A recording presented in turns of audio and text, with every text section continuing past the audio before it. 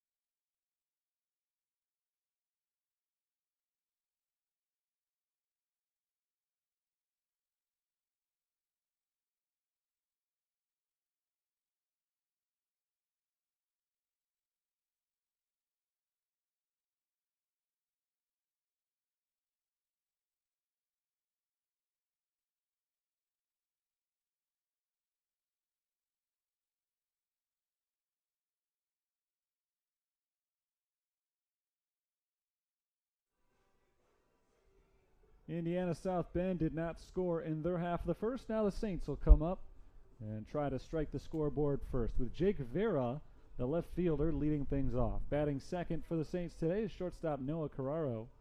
Eric Maffey hits third at first base.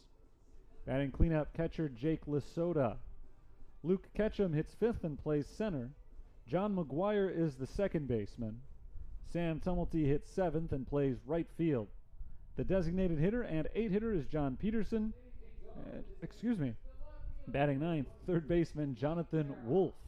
The starting pitcher for Indiana South Bend here in Game 2 is right-hander Alex Babbitt. Babbitt is ready to go, facing Jake Vera to lead off the bottom of the first inning. And Babbitt, who pitches out of the stretch, fires a ball outside to get things started. 1-0 on Vera. Alex Babbitt is starting for the 7th time this year. He's also made 2 relief appearances. He's 1-4 with a .992 ERA.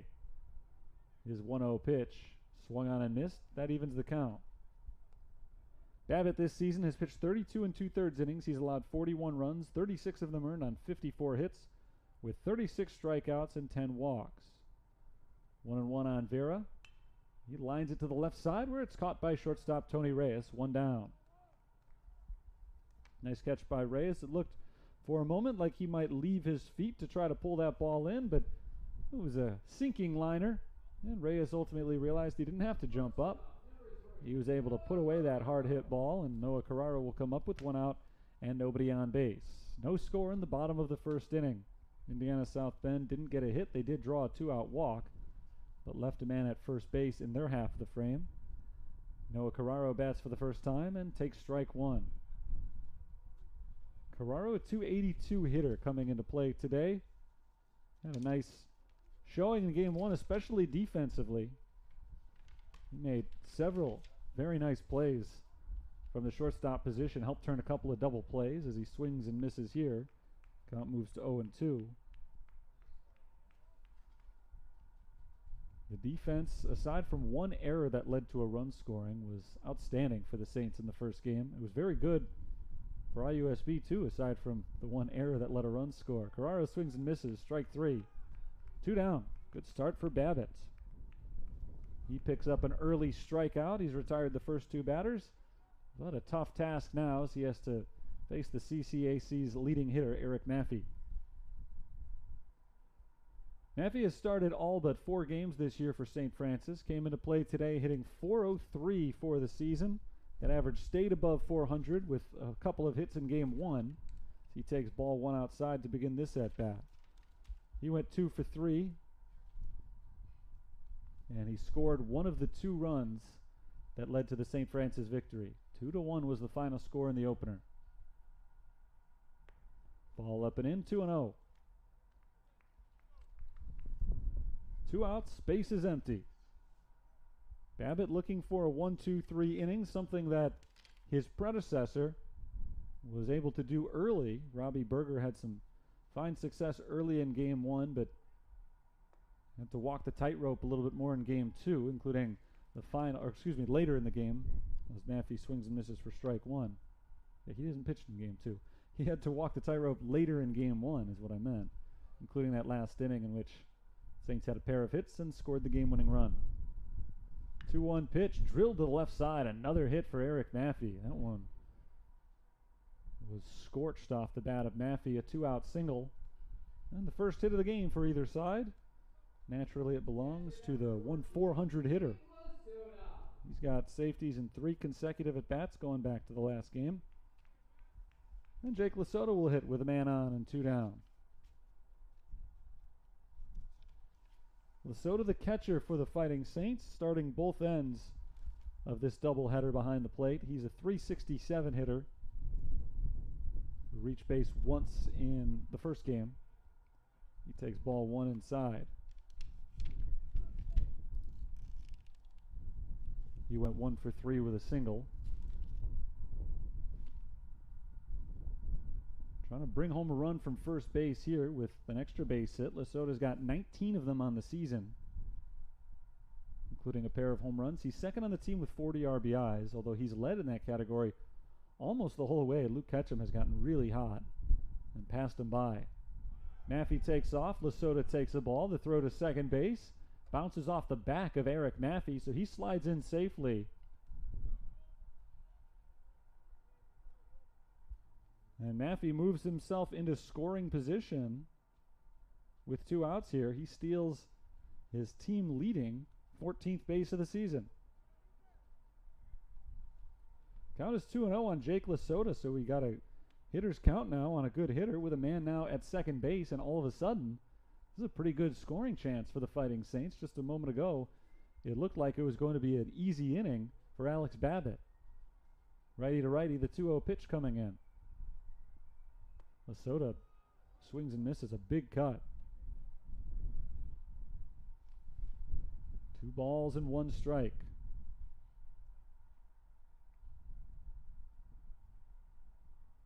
Jake Lesotho has been an excellent clutch hitter all throughout this season. See if he can come through in the first inning of this game. Grounder to the third baseman. It's off the glove of Brett Sikorsky. He chases it down but does not make a throw. Maffey advances to third base as Lesotho is safe at first. They are at the corners with 2 outs for the very dangerous Luke Ketchum. An error on the third baseman, Sikorsky. On that hard hit 1 hopper, it hit off his glove and he was able to keep it on the infield, which prevented Maffey from scoring. But if he had gotten a little bit more of the glove on it and kept it in front of him, he would have had time to throw out Lesotho at first base. But it rolled far enough away that he decided just to pocket it. And now there are runners at the corners for Luke Ketchum, the team's RBI leader with 42 of them. Ball 1 outside. Scott Tumulty is the runner at first base. As usual, when Lesotho reaches base, he is replaced. Typically by John Peterson, but Peterson's in the starting lineup, so it's Tumulty this time around. 1-0 on Ketchum. Runner takes off from first. The pitch is a strike. No throw made down to second base. So now a single would likely score 2. Scott Tumulty trying to keep pace with Eric Maffey. Maffey picked up his 14th steal of the season, and now Tumulty's got 13.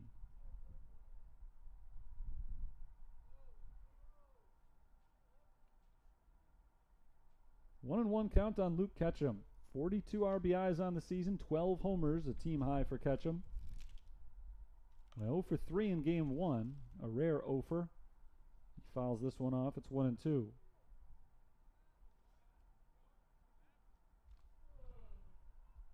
So the Fighting Saints are down to their final strike in the bottom of the first inning.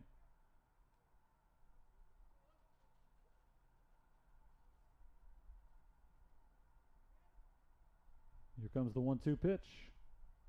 Swing and a miss. Strike 3. It's in the dirt, and the tag is applied by Miller. The inning is over. A couple of 2-out base runners put St. Francis in a scoring mood. They had runners at second and third with 2 outs, but the big strikeout of Luke Ketchum ends the inning. Nice work by Alex Babbitt. We'll head to the second. 0-0.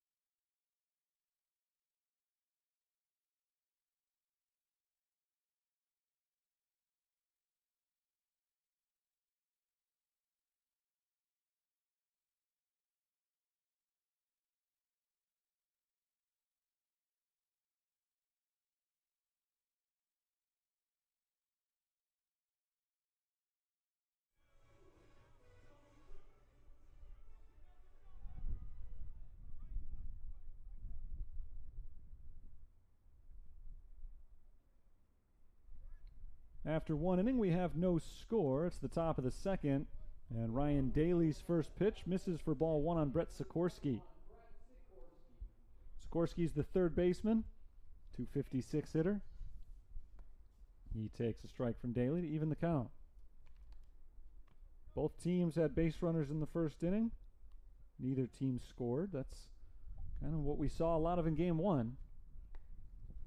Strike over the outside corner, 1-2. In the opener, Indiana South Bend was held to just 1 run. They left 7 men on base in the game. St. Francis finished with 2 runs. They stranded 4. Sikorsky makes contact, lifts it into left field, down the line. Long run for Vera. He can't get to it in foul territory. It ends up dropping on the bullpen mound of IUSB, and it remains 1-2 on Sikorsky. Brett Sikorsky in that first game went 1 for 3 with a single. Sikorsky committed an error in the bottom of the first inning.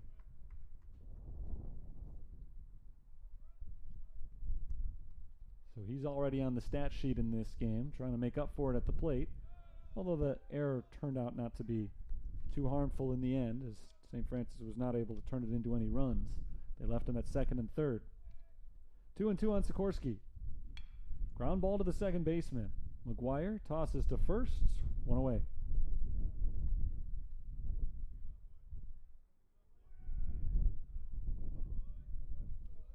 Leadoff batter retired for the second straight inning by Daly.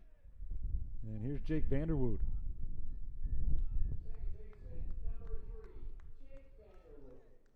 Jake Vanderwood had a good offensive game 1. He went 2 for 2 with a couple of singles, a walk, and a run scored. The only run scored for the Titans. Foul back, strike 1. He did commit the game-losing error in the 7th inning. So, that stings him a little bit, even though he had all that success at the plate. Trying to bounce back, though, and keep that success going offensively here in Game 2 as he gets his first at-bat. The number 6 hitter for IUSB. Came into play today with a .345 batting average. Vanderwood is a senior. And the count is evened up now. 1 ball and 1 strike.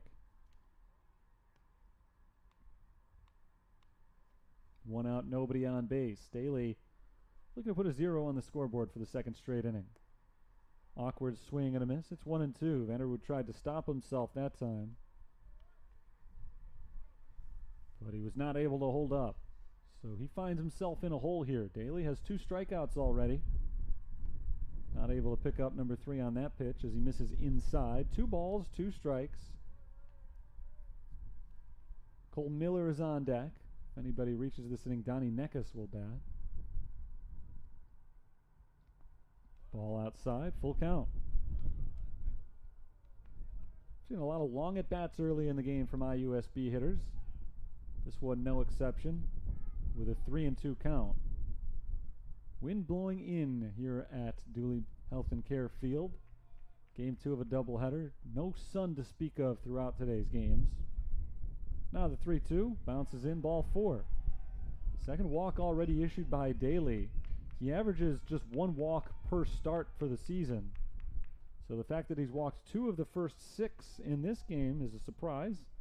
Not a great sign for Daly, but we'll see if he can settle in control-wise. As this game progresses, he'll face Cole Miller with 1 on and 1 out.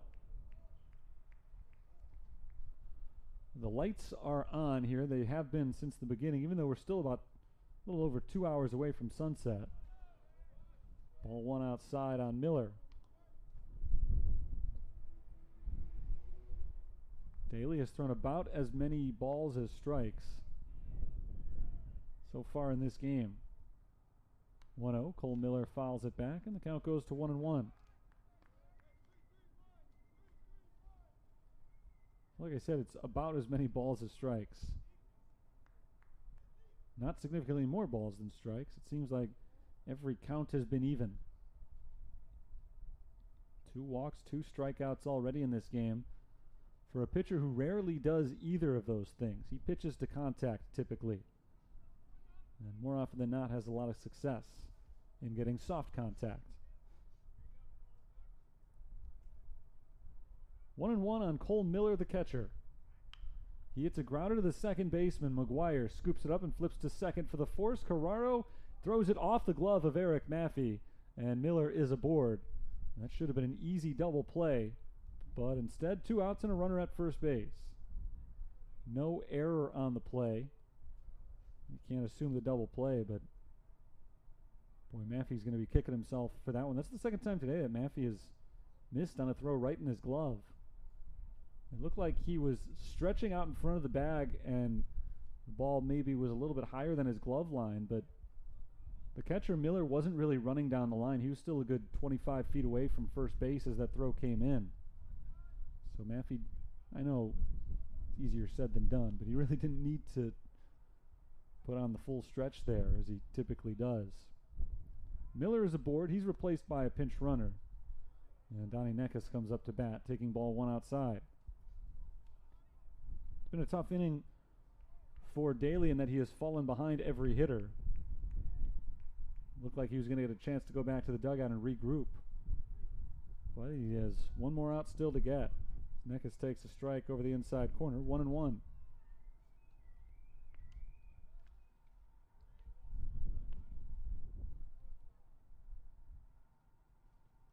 Ball in the dirt. 2-1. I think it's Nick Banks at first base doing the running here.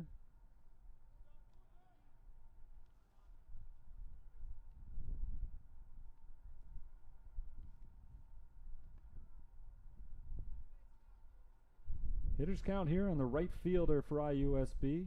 Donnie Neckus jumps out of the way of a ball inside. 3-1.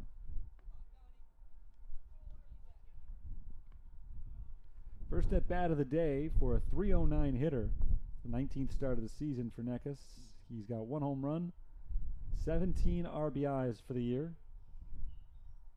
3-1 pitch with the runner on the move. Swung on and missed for a strike. Throw to second is not in time.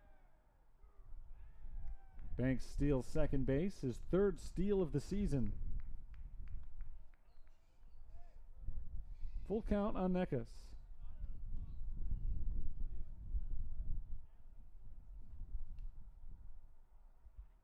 So a runner in scoring position for IUSB for the first time in this game. Top of the second inning with 2 outs. Here's the 3-2. Strike 3 called and the inning is over. Daly pitches out of a jam with his third strikeout of the game, and the Titans leave a man at second base. We head to the bottom of the second inning. No score.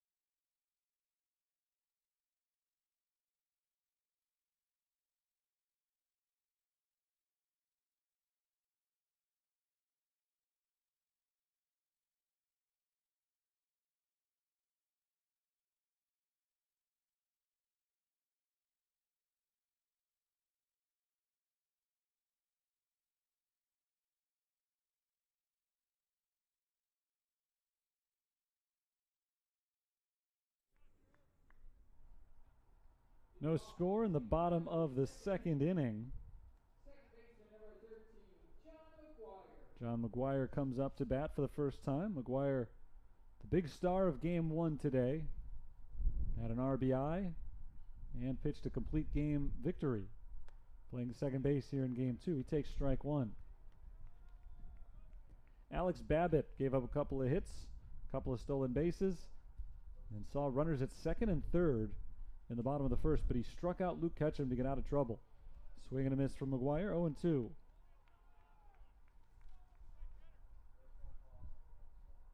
So Babbitt trying to carry that momentum from the end of the first inning here into the second as he looks to put away the first hitter of the inning. 0-2 on McGuire. Ball outside, 1-2. McGuire, Tumulty, Peterson. That's the order of the inning for the University of St. Francis Fighting Saints. 1-2 pitch. Fouled away. Still 1-2. McGuire not only had that RBI hit in game 1, he also reached on an error, leading to the winning run in the bottom of the 7th inning. Officially 1 for 3 in the game. .325 hitter for the season. So he was right around his average in game 1. 1-2 pitch. Babbitt misses away. 2 balls and 2 strikes. This is the penultimate series of conference play. This doubleheader today. The Fighting Saints will take tomorrow off before beginning the 3-game series on Friday, right here at home against St. Ambrose. Popped up foul to the right side, out of play. Still 2-2. Single game Friday, a double header Saturday. And we're only a week away from the start of the conference tournament.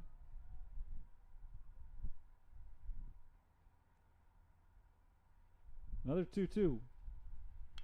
Grounded sharply right to the shortstop. Tony Reyes gloves and throws to first in time for the out, but he pulled the first baseman off the bag. So McGuire is safe at first. And the leadoff man reaches for the Fighting Saints. Looked like everything was in order. Reyes fielded it cleanly. Throw to first had McGuire beat, but Brendan Bell could not hold first base. So I think that'll be a throwing error on the shortstop Reyes. And Sam Tumulty bats with a runner at first base and nobody out. Tumulty bunts it first base side. It trickles foul. No fair, sorry. Picked up right on the line. Tumulty is thrown out at first base. It's a sacrifice bunt as John McGuire advances to second base. One away. Tumulty does his job. No score in the bottom of the second, but the Saints have a man in scoring position.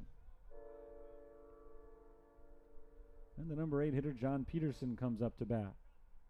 Designated hitter number 8, John Peterson. Peterson is DHing here in Game 2. We saw him as a pinch runner in Game 1.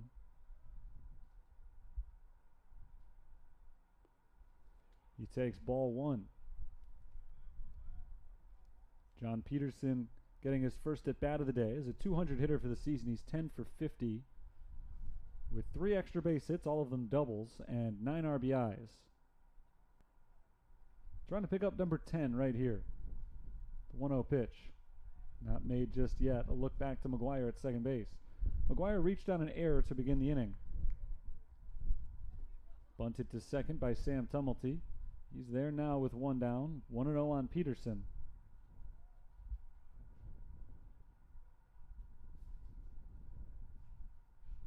Swing and a miss. It's 1-1.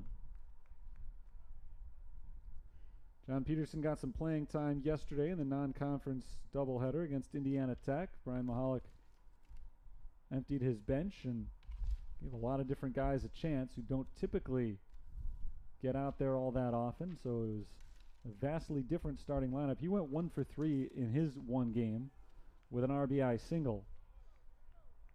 He started Game 1. He's behind in the count here, 1-2. Jonathan Wolf is on deck. Runner at second base, 1 out. Alex Babbitt trying to work out of trouble for the second consecutive inning. Babbitt sets for the 1-2 pitch.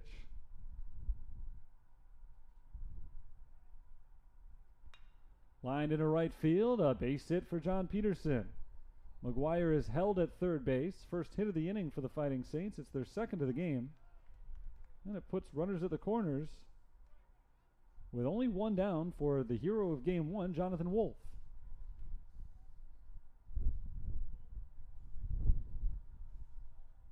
A lot of base runners early on for St. Francis. This went the other way in Game 1. IUSB had lots of early base runners and couldn't get them in, and they ultimately paid for it. We'll see if the Saints can capitalize on all the men they've had on. Already they've had 4 total base runners. 3 of them have reached at least second base. And Jonathan Wolf is trying to become another one. Wolf went 2 for 3 with a walk-off RBI single in Game 1. He takes ball 1 with the runner on the move. The throw to second goes out into center field and allows McGuire to come in to score. It's 1-0 St. Francis. Third error already this game for South Bend. Peterson ends up stealing second base. McGuire's taking of home is not a steal. It's an error on the catcher. He was not coming home until the ball got away. Still an RBI chance for Wolf here, but now he's got an RBI chance with a run already in. Babbitt checks the runner at second. Here's the pitch. Hit in the air out to left center field, playable. That is Unger making the grab. Peterson holds at second base. 2 down.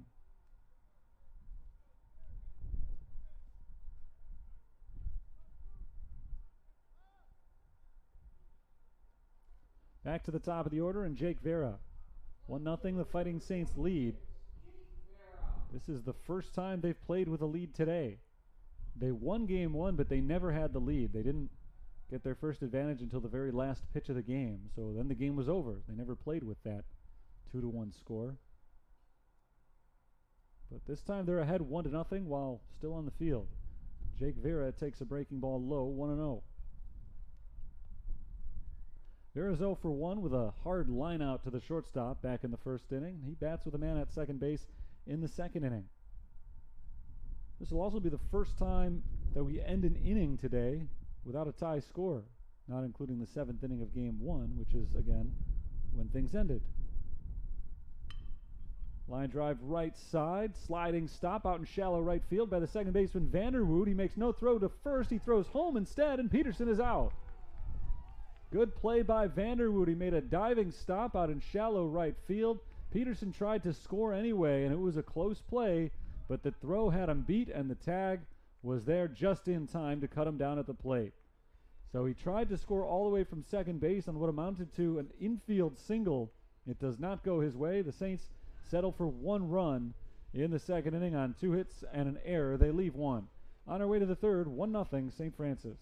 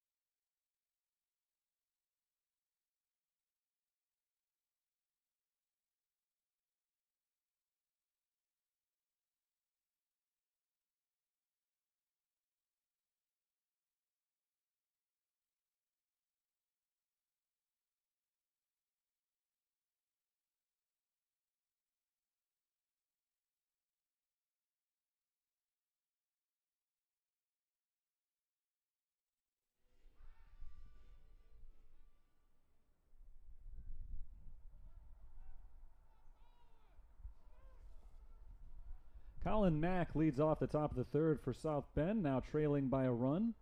First pitch is fouled away for strike 1. Colin Mack is the number 9 hitter,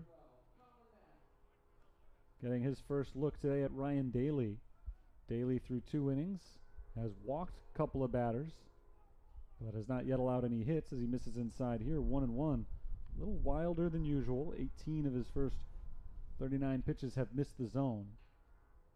But no harm has come from that so far, as there's a weak grounder to the shortstop. Carraro up with it, over to first, and a nice pick by Eric Maffey.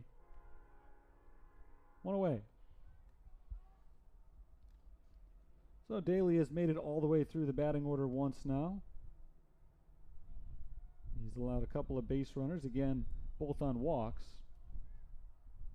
He's kept South Bend off the scoreboard. He'll try to do that the second time through the order as well, as Nolan Unger stands in. Unger started in right field in game 1. He's the center fielder here in game 2. Actually started in left field in game 1, and now he's the center fielder. I'm trying to push him all the way across the outfield. He's only made it 2/3 of the way across. He flew to right field in the first inning of this game. This time he hits it on the ground, right side, sliding stop McGuire. He throws over to first in time. Beautifully played by John McGuire. 2 down.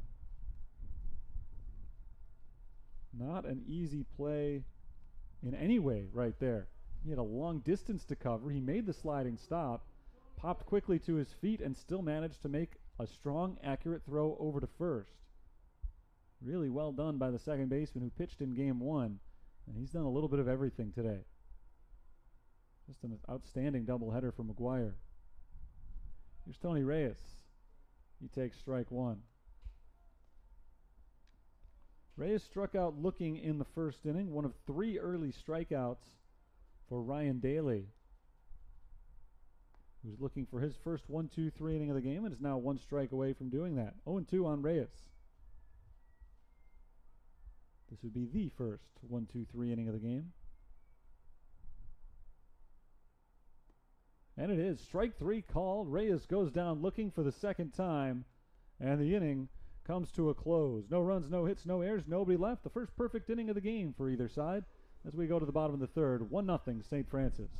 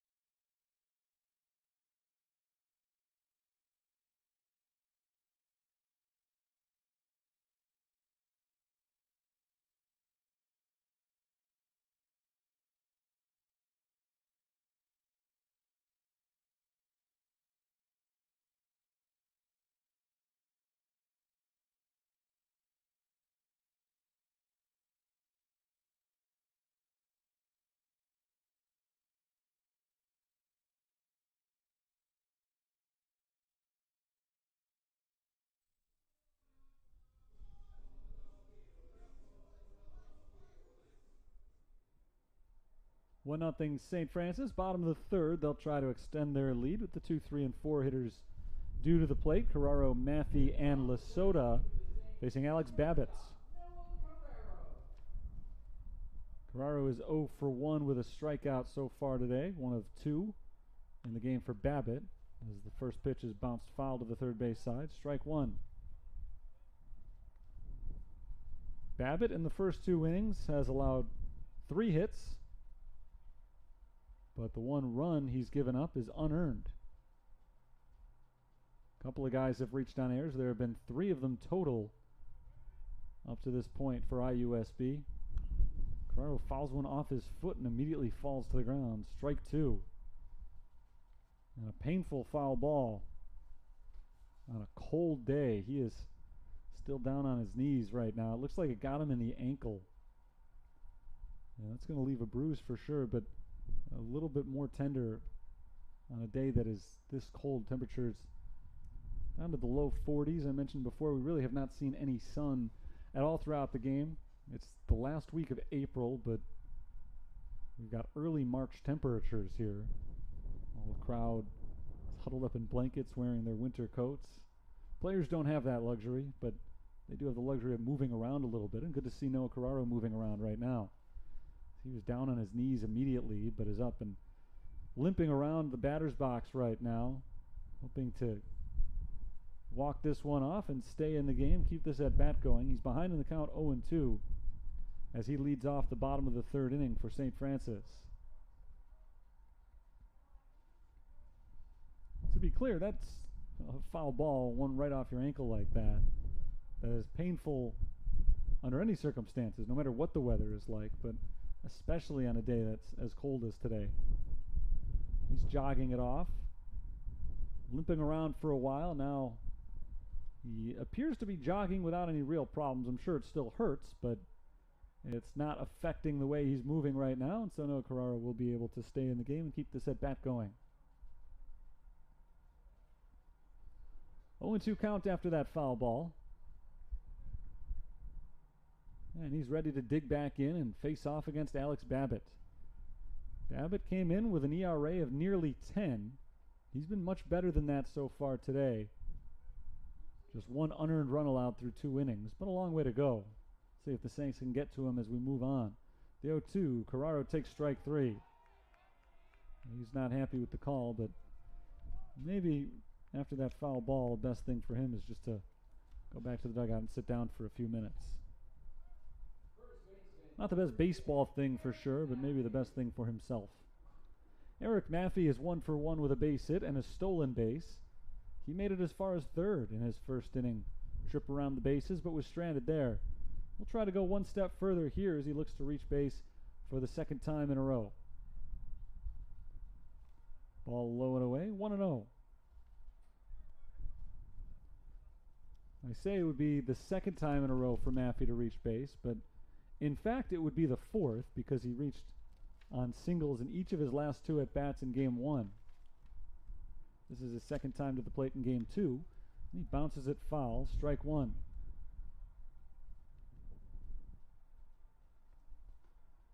That evens the count. The only run we've seen so far today came on a throwing error that allowed John McGuire to score. McGuire reached on an error in the first place. Ball in the dirt, 2-1. So 2 errors led to that run. But the Saints have had some good offensive success as well. They haven't just been taking advantage of IUSB's defensive miscues. They've also got 3 hits of their own.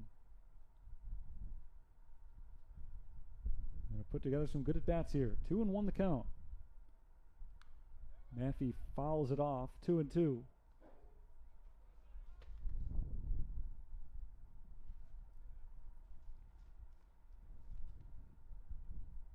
Another 2-strike count here. Babbitt struck out Noah Carraro. Trying to do the same here to Maffey. 400-plus hitter.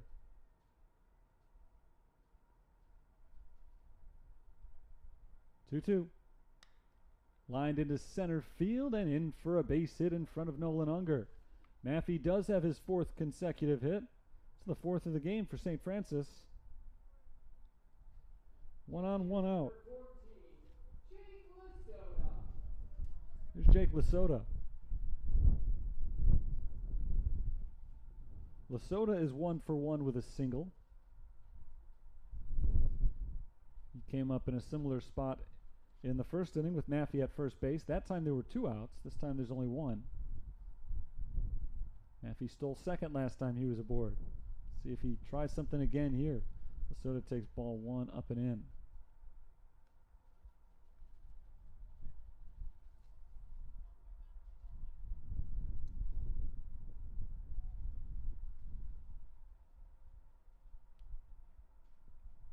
Here comes the 1-0.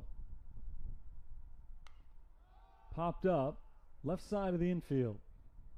The third baseman Sikorsky makes the catch coming in. Just barely in fair territory there. He is, Lasota that is out number 2. That brings to the plate Luke Ketchum. Center fielder number 20, Luke Ketchum. Ketchum is 0-for-1 with a strikeout. Stranded a couple of base runners in the first inning. I'm sure he'd like to make up for that. There is a man at first right now. It's Eric Maffey. And now he's chased back to first after he started to take a lead.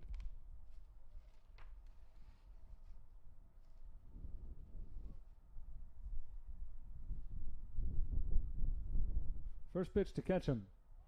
The runner is on the move, swing and a miss for a strike. Throw to second, not nearly in time. The Saints steal another base. Eric Maffey picks up number 15 this year to lead the team.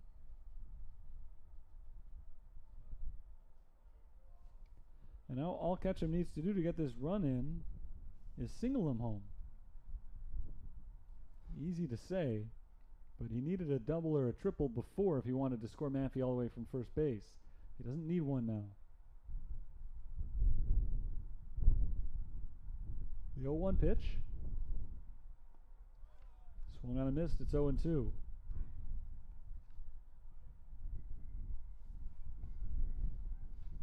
Babbitt takes a short walk around the mound, taking his time between pitches here. He stares in at his catcher Cole Miller and starts progressing through the signs.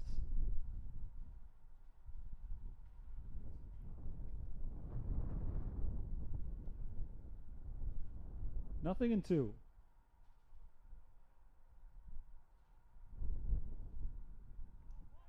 Ball in the dirt. It skips away from Cole Miller. And down to third base goes Eric Maffey. 1-2 on Ketchum, and with 2 outs now there's a man at third.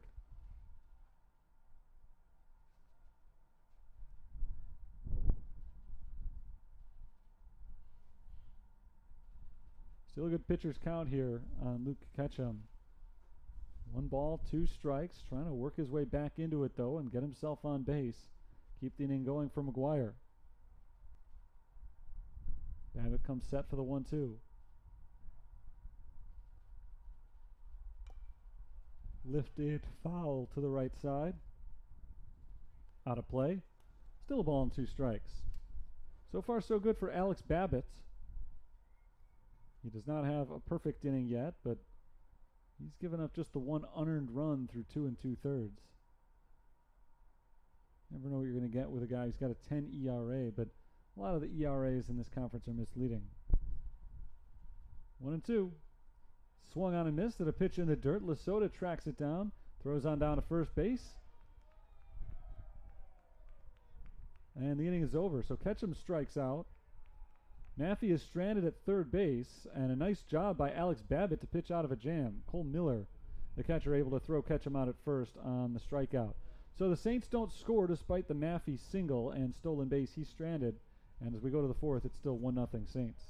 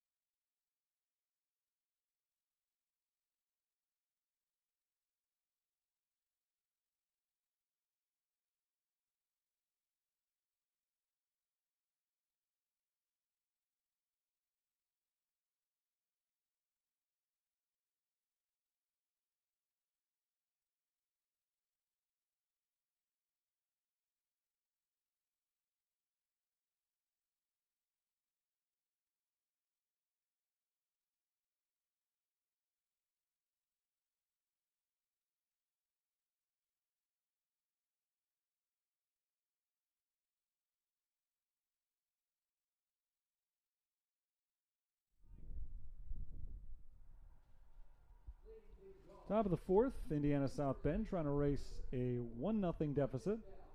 First pitch of the inning misses inside, ball one on Brendan Bell. Bell has not made contact yet in today's doubleheader. 4 trips to the plate. He's got 2 strikeouts and 2 walks. Takes a strike here.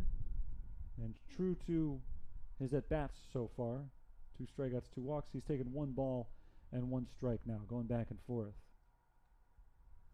Ryan Daly on the mound for the Fighting Saints. Gets a swing and a miss. It's 1-2. It's a surprise that Bell hasn't put a ball in play. This is a guy who's hitting .381 on the season. 1-2 pitch. Swung on and missed. Strike 3. So there's a foul tip into the catcher's glove. That's the closest thing we've seen today to Brendan Bell making contact. He's got a .400 on base percentage, so it hasn't been a bad day for him, but that's his 3rd strikeout. And the leadoff batter is retired. He has been in all 4 innings by Ryan Daly, who to this point hasn't given up a whole lot. Evan Allen is the batter. Allen takes strike 1. 2 walks, no hits for the IUSB offense. Saints haven't committed an error yet. Ground ball to the 3rd baseman. Diving stop, Jonathan Wolf. Wolf to his feet, throws to first in time. Great play by Jonathan Wolf. The defense has come to play today. John McGuire made a great grab from second base last inning. This time it's Wolf at 3rd. Saw some spectacular plays in game 1, notably from Alex Martinez at second base. The defense, despite 1 critical error in game 1, has been outstanding throughout this doubleheader. Strike 1 called on Brett Sikorsky. Sikorsky is 0 for 1 with a ground out to second. Daly's next pitch misses the outside corner. It's 1-1. Daly on this brisk day is working swiftly. Right back to it. Swing and a miss. It's 1-2. Not so much for his opposition.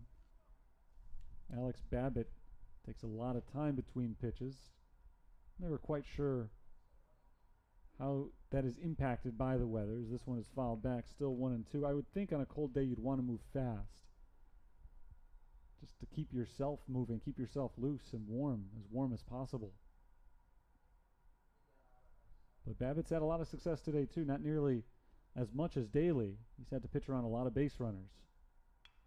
Line drive into right field. Tumulty comes in and makes the catch. Not an easy play on a sinking liner.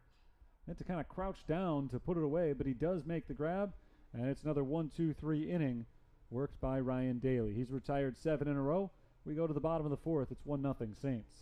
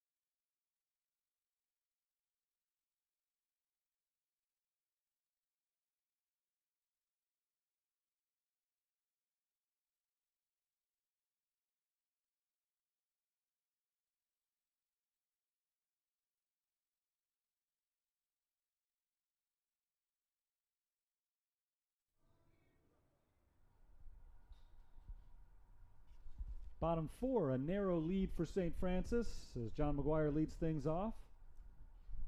McGuire is 0 for 1, reached on an error and scored a run in the second inning, the only run of the game so far.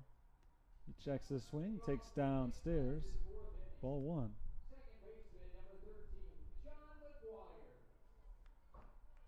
McGuire led off the second inning, reached on the error, and eventually came in to score. He leads off an inning again. See if the Saints can get the same kind of success as he takes the ball outside. 2-0. Through 3 innings, St. Francis has had 6 base runners, but just 1 run. Through 4 innings, IUSB has had only 2 base runners. So a very tight game on the scoreboard. South Bend's a little bit fortunate to be in this game as much as they are, as it's popped out of play. Strike 1. Of course, you could say the same thing about the way that game 1 started, going in the other direction.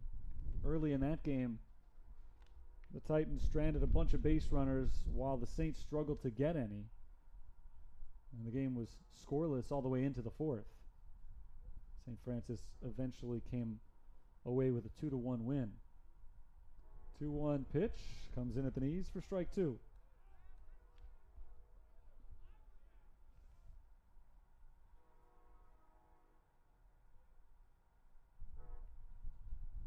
Two pitch coming in. McGuire just gets a piece of it to stay alive. Bounced right in front of the catcher, Cole Miller. So McGuire does get to keep the at-bat going here.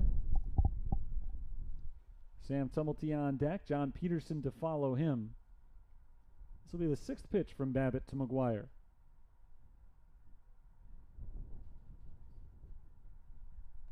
Inside, nearly hit him. Count goes full. It had been a 2-0 count, but Babbitt had worked his way back into it. 3 straight strikes. But now it's 3-2 as McGuire tries to find his way on base any way he can. This is the 7th pitch of the at-bat.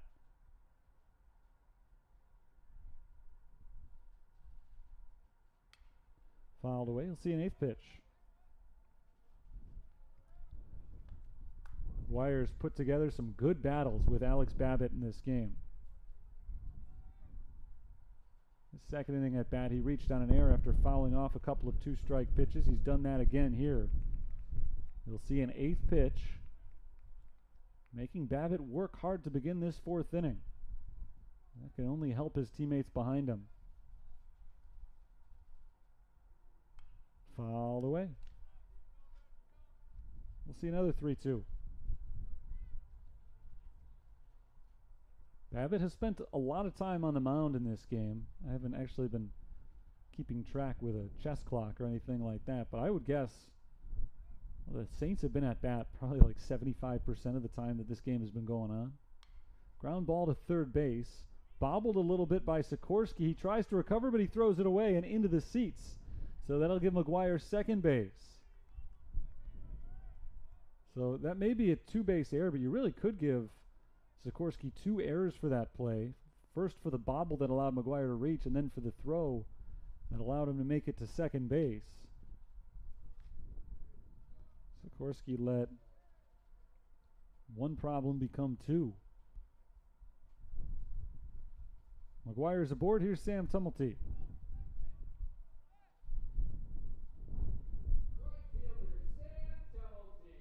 Tumulty has a sacrifice bunt to his credit today. No official at bat. Maybe bunting again here. He's not. Swinging away. It's a line drive into left field. Taking a step back, Colin Mack makes the catch. There's the first out of the inning.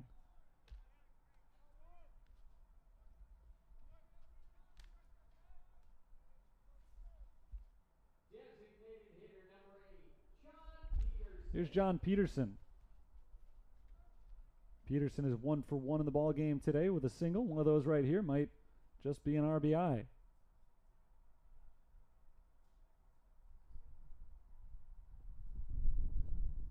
The way that Daly has pitched through 4 innings, and granted it is just through 4 innings, one more run for the Saints could be huge as strike 1 comes into Peterson.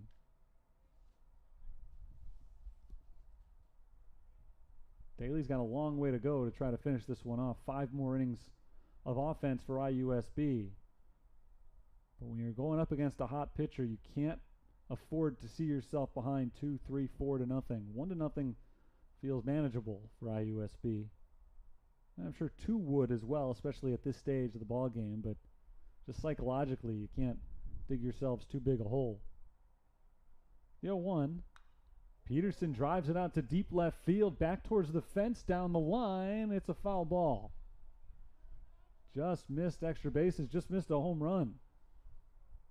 That ball had been about 5 feet to the right. I think it would have hit off the wall. It hit off the wall where it did, but in foul ground. So it's 0-2 on Peterson. Certainly would have been an RBI if that one had landed in fair territory. Instead, he finds himself in a hole as Babbitt tries to put him away.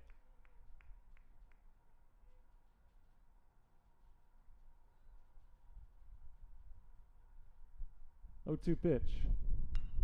Hard grounder, but right at the shortstop. Bobbled by Reyes. He recovers, throws to first in time. 2 down. I've seen a lot of bobbles from the IUSB infield over the course of these couple of games. It is an artificial turf field, so you theoretically get nothing but true hops.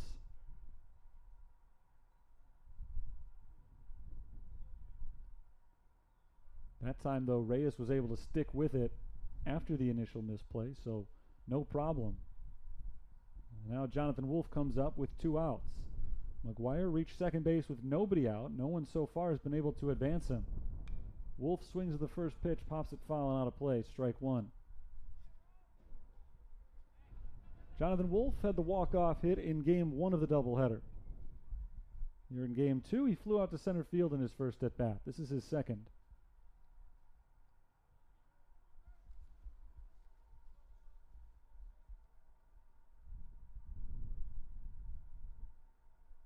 Babbitt is set for the 0-1 pitch. It hits him. So Jonathan Wolf is put aboard, hit by the pitch. It's the first time today that we've seen any St. Francis hitter get hit by a pitch for a team that averages about 1.6 of those per game. They get hit a lot.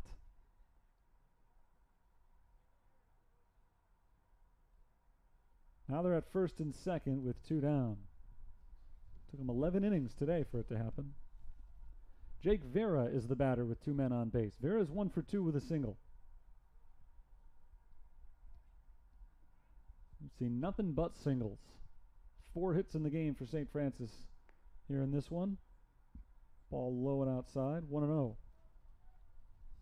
I've talked a lot about the weather not being conducive to hitters, and that is certainly the case, but still, surprising that you could make it 11 innings into a doubleheader and not see either team get a single extra base hit. In the 2 games combined, St. Francis has 11 total hits, all singles. 7 for IUSB, all for just 1 base. Called strike 1, the count is even. McGuire at second, he reached on an error for the second time today. Wolf at first, he was hit by a pitch. 4 errors already in the game for IUSB. Saints haven't made him pay. At least not much. The 1 run was unearned. A bunt down the third base line by Vera, a good bunt. Barehanded by the pitcher Babbitt, who makes no throw. It's an infield single, and the bases are loaded. Another single, 12th of the game, or 12th of the day, I should say. 5th of the game. Vera's 2 for 3. And Noah Carraro bats with the bags full. He has struck out twice in this game, but this would be a big opportunity to turn around his fortunes for the day.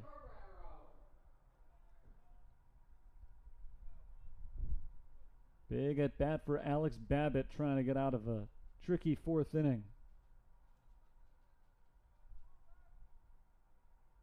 First pitch to the USF shortstop. Hits the outside corner for strike 1.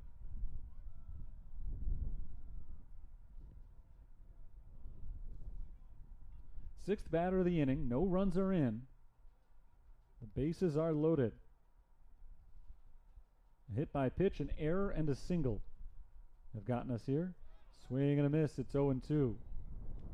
Carraro's had some trouble so far against Alex Babbitt. Has not been able to make good contact even on a foul ball. But he's got to shorten up here with 2 strikes. Just try to put the bat on the ball and get this run in from third base with 2 outs. Here comes the 0-2.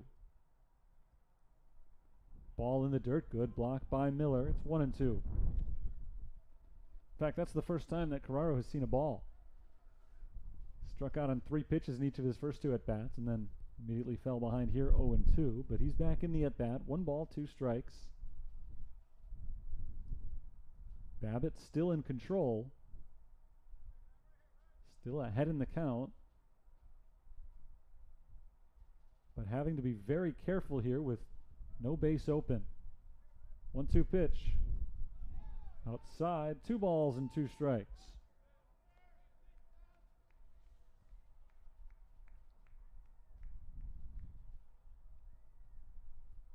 McGuire is at third. Wolf is at second. Jake Vera on the bunt single is at first base. 2-2 on Noah Carraro. Huge moment here in the bottom of the 4th inning. Alex Babbitt sets and pitches. Swing and a miss. Strike 3. The inning is over. Saints leave them loaded. They do not score in the 4th. Onwards to the 5th. 1-0. St. Francis leads.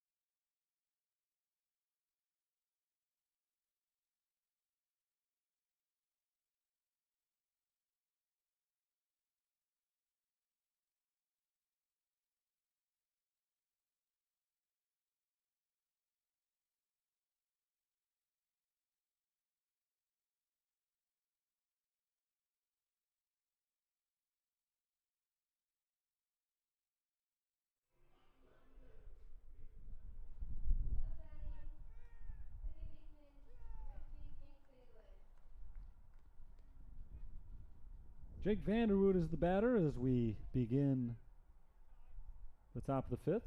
Ryan Daly back to the mound. Daly's retired the last 8 men that he's faced. Vanderwood was the last one to reach on a walk. So he takes strike 1. Vanderwood has not been retired yet today. He's reached base in all 4 trips to the plate during the doubleheader. 2 singles, 2 walks. He takes the ball inside. 1-1.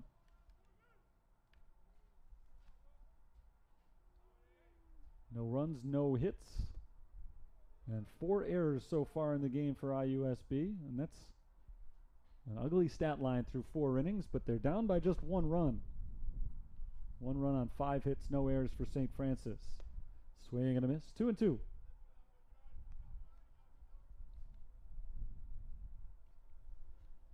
Daly has struck out 5 so far. He's allowed just 2 base runners through 4 innings. Ball 3 downstairs. He's issued 2 walks. Again, one of them was to Vanderwood. And that was the last person to reach. He has retired the leadoff man in every inning, trying to keep that going.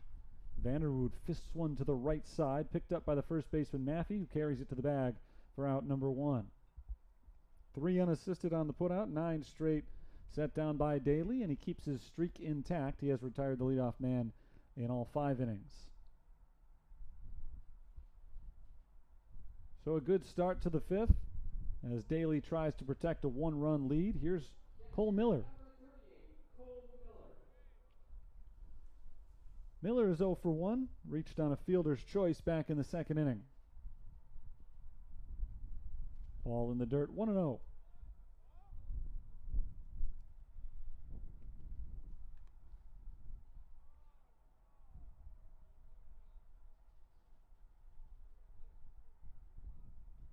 Miller, the catcher, is a .340 hitter for the season. He flies it into right field for a base hit and the first hit of the game for Indiana South Bend. So Miller is aboard. Second hit of the doubleheader. And IUSB has their first base runner in 3 innings. First hit of the game for the Titans. And Miller, after the effort, will head back to the dugout. He's replaced once again by Nick Banks, the pinch runner. Banks stole the base. Actually, it will not be Nick Banks. Sorry, that is Kobe Campbell, the pinch runner. Campbell runs at first base in place of Cole Miller. Runner at first, 1 out. And it's the number 8 hitter, Donnie Neckis' turn to hit.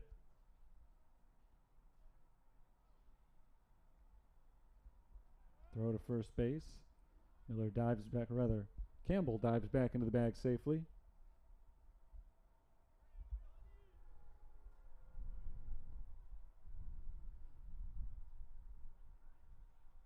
First pitch is over the plate for a strike. We'll see how Ryan Daly reacts to pitching with a man on for the first time in a while. He goes out of the stretch all the time anyway, so that shouldn't be a huge adjustment. Not exactly late in the game, still always tough after you give up your first hit as that ball is lined into left field for a base hit. The runner was on the move, so Campbell makes it into third easily. Neckis heads for second. He's got a double. Back-to-back one-out hits. And now Indiana South Bend is threatening to score their first run and maybe take their first lead of the game. Tying run at third, go-ahead run at second with 1 down for Colin Mack.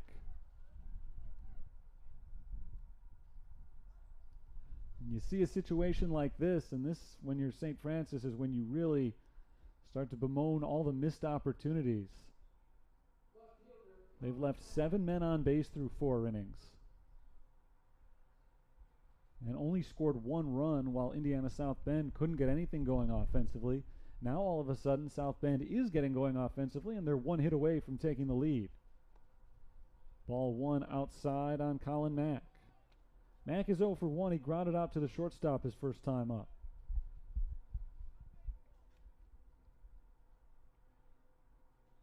Next pitch from Daly. Foul back. That evens the count at 1. I was just saying about Daly, we're only in the 5th inning. He didn't even make it halfway to a no-hitter, but anytime you go 4+ without allowing a hit, you give up the first one. Takes the wind out of your sails, I think, a little bit. Fouled off to the right side, 1-2. It's important for a pitcher to always refocus after a situation like that. He gave up the double immediately following the Miller single for Donnie Neckis, by the way, the 5th double of the year. Now, once again, Daly's in a position where he's just got to buckle down. It's a big out to get. Swing and a miss, strike 3. He's got that big out. 2 down. He puts away Colin Mack, his 6th strikeout of the game. I'm sorry, his 5th strikeout of the game. I had that one wrong before. So 5 strikeouts. No, I had it right the first time. 6 strikeouts. 6 strikeouts for Ryan Daly, and we're back to the top of the order. Nolan Unger will try to get at least 1 run in. If Daly can escape this without giving up a run, that's a momentum boost to St. Francis. Trying to give IUSB a taste of their own medicine as they've forced many St. Francis players to be left on base. Nick Banks is the batter. Banks takes ball 1 low. That's why Campbell was pinch running for Miller. Banks is in the game as the center fielder now.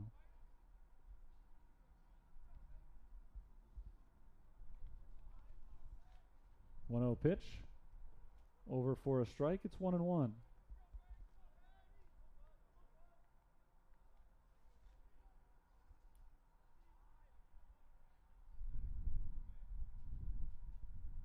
Next pitch from Daly. Misses for ball 2. Nick Banks has not picked up a hit yet this year. He's primarily a pinch runner. He has scored 10 runs on the season, but this is only his 2nd at bat. 0 for 1 on the season. And now up in a big moment, still just the 5th inning. But it could prove to be one of the critical moments of the game. It certainly looks at this point like it will. 2-1 pitch. This is for ball 3. This is an inexperienced hitter, a guy who, again, has only one at bat all season, coming in cold, his first at bat of the game, and I mean cold literally, on a wintry day. Daly doesn't want to give him the walk. He wants to make him swing the bat. And he does swing right there and can't connect. It's 3-2. Not sure if that one would have been in the zone had he not swung. But a big cut from Banks, and now the count's full. Second and third, 2 outs. Full count on Banks, with the Saints protecting a 1-run lead. Swing and a miss, strike 3. With runners at second and third and only 1 out, Ryan Daly strikes out back-to-back hitters and preserves the shutout. We've reached the halfway point of this game, and St. Francis maintains the narrow lead. It's 1-0 on our way to the bottom of the 5th.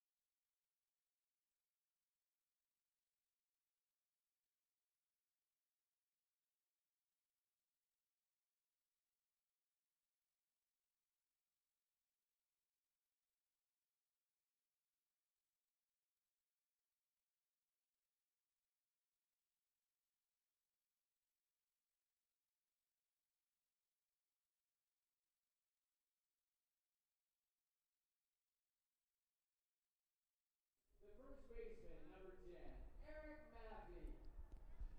Eric Maffey, Jake Lasota, Luke Ketchum. The 3, 4, and 5 hitters are due up for St. Francis in the bottom of the 5th inning. They lead Indiana South Bend 1-0. The Titans had their best scoring chance by far in the top of the 5th, but could not come through. Maffey takes strike 1 over the inside corner. They didn't have any hits through the first 4 innings. With 1 out in the 5th, they were able to come up with back-to-back knocks, a single and a double. They had him at second and third with only 1 out, but Ryan Daly came up with back-to-back strikeouts to keep the score exactly where it is, 1-0. 2 of the top offensive teams in the CCAC have been held to a combined 4 runs in 12 innings of today's twin bill. Maffey swings and misses for strike 3 as he chases one in the dirt. Alex Babbitt has back-to-back strikeouts going back to the end of last inning, now 5 in the game. 1 down in the bottom of the 5th. Here's Jake Lasota. Lasota is 1 for 2. He has singled and popped out. St. Francis won game 1 this afternoon, 2-1. A walk-off win for them. And here they are in game 2, up 1-0 in the 5th inning. Very pitching-oriented doubleheader so far. And the pitchers that we've seen, especially on the St. Francis side, have been very good. Ryan Daly, John McGuire, both have ERAs in the low to mid-3s for the season. Lasota tries to bunt his way on. It's a foul ball. It bounced back up. Nope, he's out. They call him out. The ball bounced back up and hit, I think, Lasota's bat. I don't think it hit him. I think it hit his bat. And he's complaining about the call. He is out number 2. That's a tricky one. If it hits him out of the batter's box, it's an out. If it hits him in the batter's box, it's a foul ball. And the same is true about the bat, as long as he doesn't throw the bat at the ball intentionally. If he does that, even in the batter's box, he would be out. But as long as the bat makes contact with the ball in the box, it's a foul ball and not an out. And the ruling was that the bat was out of the box when he dropped it on top of that ball. And now the 2 umpires will confer, and we'll see if they decide to change the call. They do not change the call. So Lasota is out. We'll call it 2 unassisted as the catcher was the nearest one to the ball as he was retired. 2 quick outs recorded by Babbitt. And now Babbitt will try for his first 1-2-3 inning of the game facing Luke Ketchum. Ketchum has had an uncharacteristically quiet day, 0 for 5 in the doubleheader. Babbitt has struck him out twice. First pitch to him here is bounced down the third base line. It cuts towards the line and foul. Strike 1. Swinging bunt there from Ketchum. And he would have beaten it out to first base easily had any of the Titans picked it up. So they did the only thing they could and let it go, hoping it would bounce foul. It did just that. Strike 1 on Ketchum. The pitchers for Indiana South Bend today have been really good. Robbie Berger and Alex Babbitt. Both men came into play today with substandard track records for the season. Berger had a 7.76 ERA. Babbitt's earned run average coming in was 9.92. But the two of them are the only two pitchers that have been used in this doubleheader, and they have both handcuffed this great St. Francis offense. The 0-1, ball outside, 1-1. The Fighting Saints have the number 1 offense in the conference, in conference play, not the overall numbers, but in CCAC play, nobody's been better at putting the bat on the ball and scoring runs. Swing and a miss, 1-2. I've said it a lot of times already tonight, and I don't want to use it as an excuse, but both teams have clearly been hampered by the weather as well. Ball low, 2-2. The wind has slowed down quite a bit, but it was howling in. It's still blowing in, just much softer now. It's been cold, a good day to pitch, a tough day to hit, and it has showed on the scoreboard. We finally got our first extra base hit of the day just last inning. Ball outside, the count goes full on Ketchum. Donnie Neckis doubled with 1 out in the top of the 5th inning. That was the first double of the day. In the first game, 14 hits between the two teams combined. They were all singles.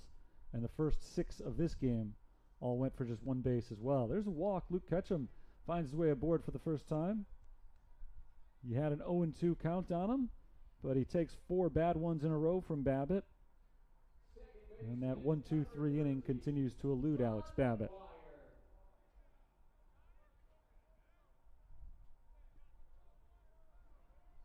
So John McGuire comes to bat with a man on first and 2 outs. McGuire is 0 for 2, but he's been on base twice, and he has scored the only run of the game. He checks his swing on a sweeping breaking ball that dips low and away. 1-0.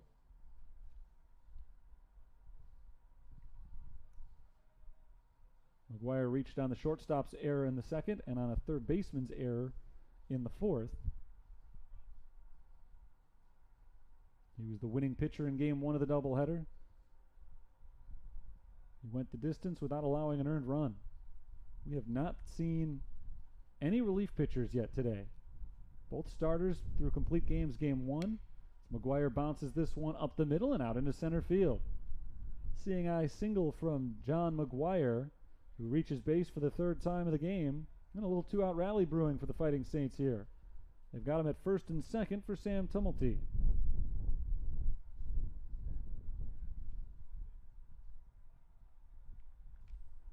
Tumulty is 0 for 1. He hit the ball hard, but lined out to left field his last time up. Dropped down a sacrifice bunt in his first trip to the plate. No official at bat there. 2 on, 2 out. First pitch to the freshman Tumulty. Ball outside.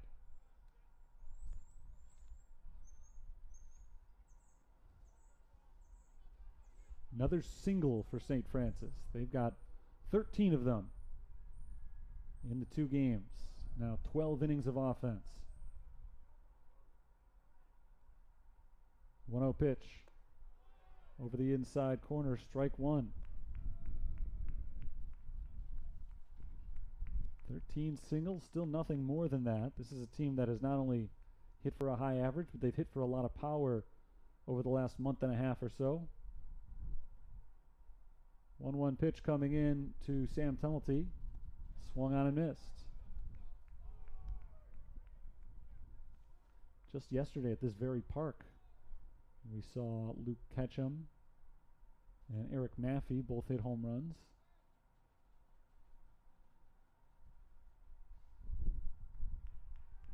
But today they're playing small ball. 1-2 pitch to Tumulty. In the dirt, 2-2. So it's 2 balls, 2 strikes, and 2 outs with 2 men on base. Ketchum walked, McGuire singled, both with 2 gone in the inning. St. Francis has never led by more than 1. In fact, neither team has led by more than 1 in this doubleheader yet. That could all change right here. But it doesn't. Tumulty swings and misses, and the inning is over. Second strikeout of the inning for Babbitt. He pitches out of trouble for the 5th straight inning. And as we head to the 6th, St. Francis' lead remains 1-0.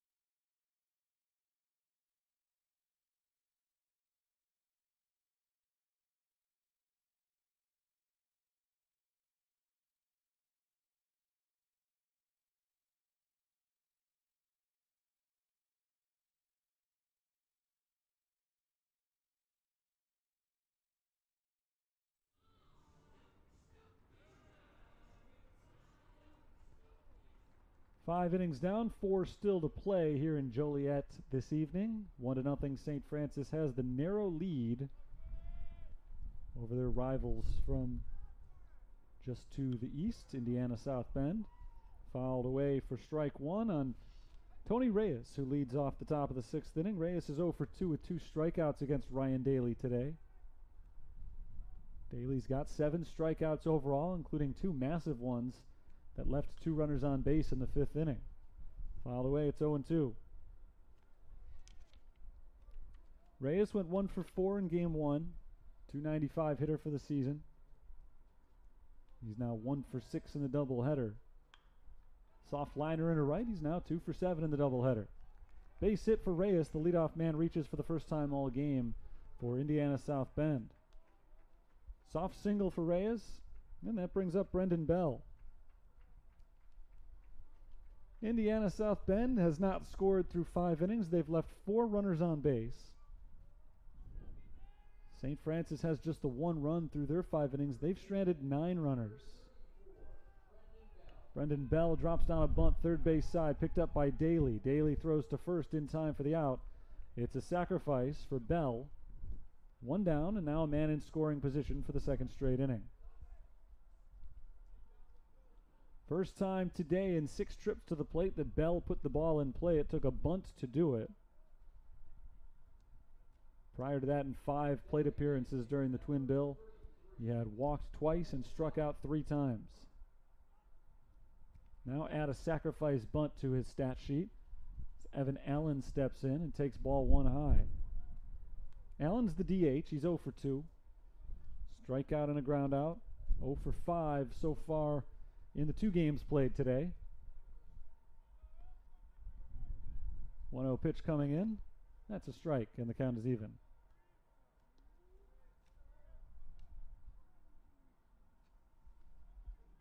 Brett Sikorsky is on deck, so it's got to be one of these guys for the Titans, Allen or Sikorsky, to get this run in from second.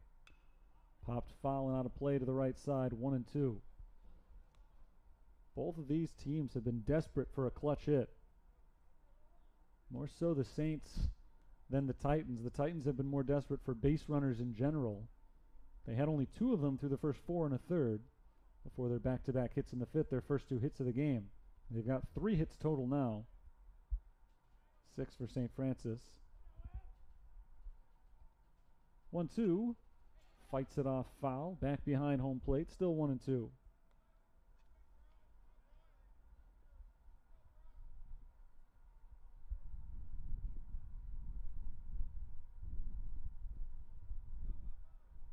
Ryan Daly, the lanky right-hander, sets for the next pitch. It's inside and it grazed his shirt sleeve. And Evan Allen gets to take first base. Allen started to twist out of the way of that one, and I think on the twist he may have gotten closer to it. And it benefits him as he gets to take first base without having to deal with any pain. It just barely skimmed by his shirt. I don't think it made contact with the body at all. So Allen's at first, Reyes is at second, and for the second straight inning, IUSB has 2 on with 1 out. Little action in the St. Francis bullpen right now. Ryan Daly will get a visit on the mound. Reyes singled. Allen has been hit by a pitch, and the positive of that, of course, is that it does set up a potential double play with Brett Sikorsky coming up. Sikorsky hasn't had a great day at the bat so far, 1 for 5. Singled in his first at bat back in game 1 and has gone hitless ever since. St. Francis was able to turn 3 double plays in game 1. One of them was an unconditional one, a flyout, turned into a double play. When a runner tried to tag up but was thrown out. Daly looking for a ground ball right here. Instead, it's a high fly, and that's okay too. It's on the infield. Infield fly rule is called, and the catch made by Carraro as well. So 2 down. So not quite a double play, but still a pretty good result for the Fighting Saints. And now it's up to Jake Vanderwood to get this run in from second base and tie the score. Go-ahead runs at first. 2 outs in the 6th. Vanderwood is 0 for 1 with a ground out. He's also walked. He's only been retired once in 5 trips to the plate during today's doubleheader. So not necessarily the guy that Daly wants to see right here in this dangerous situation. But he starts him off well with a strike over the outside corner.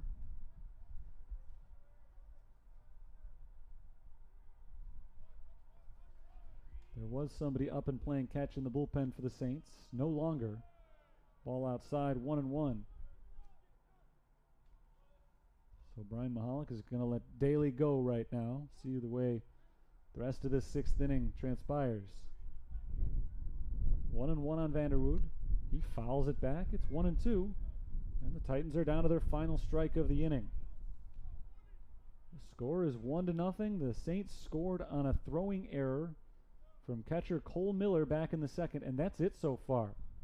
Neither team has yet been able to come up with that big hit with men on base. Specifically with runners in scoring position. That's been the case for IUSB for much of this inning. 2 down now. They're at first and second. It's 1-2 on Vanderwood. And here's the pitch from Daly. Breaks just out of the zone. 2-2.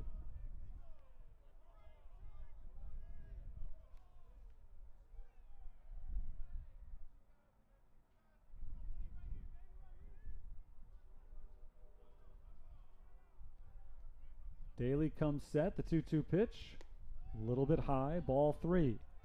So he's in trouble again. A walk would load the bases. With a 3-2 count now, a hit from Vanderwood would bring home most likely at least 1 run. The runners will be going on the pitch.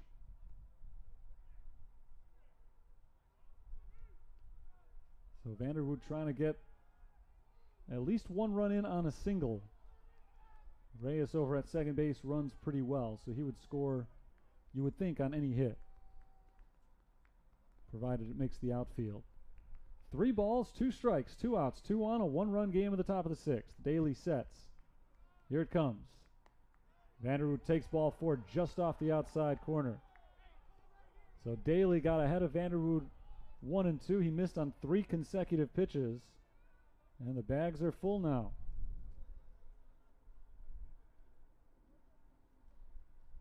So the tying run is at third base. The go-ahead run's at second, and we'll see a pitching change. Daly was very good through 5 2/3 innings, but couldn't get out of the jam here in the sixth. He'll rely on his bullpen to try to get out of it for him. Bases loaded, 2 outs, a 1-run game in the sixth inning. We'll have the conclusion of this inning in just a moment.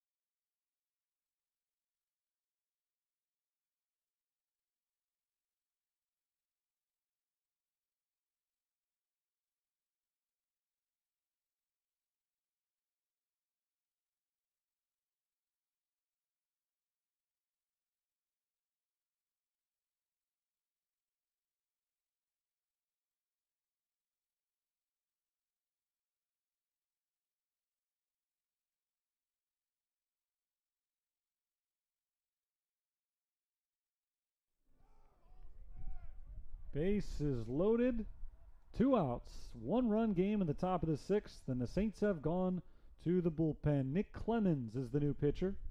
Clemens is appearing for the 14th time, all in relief this year. He's 1-1 with a 2.45 ERA. In 11 innings pitched, he's allowed 5 runs, 3 of them earned on 7 hits with 8 strikeouts and 10 walks. He faces Cole Miller with the game potentially on the line. Miller is 1 for 2 in the game, and he takes strike 1. We're still only in the 6th inning, so a long way to go in this one, but this could be what decides it. Saints have led most of the way, but the Titans are threatening now. The 0-1 pitch from Clemens to Miller. Ball outside, 1-1.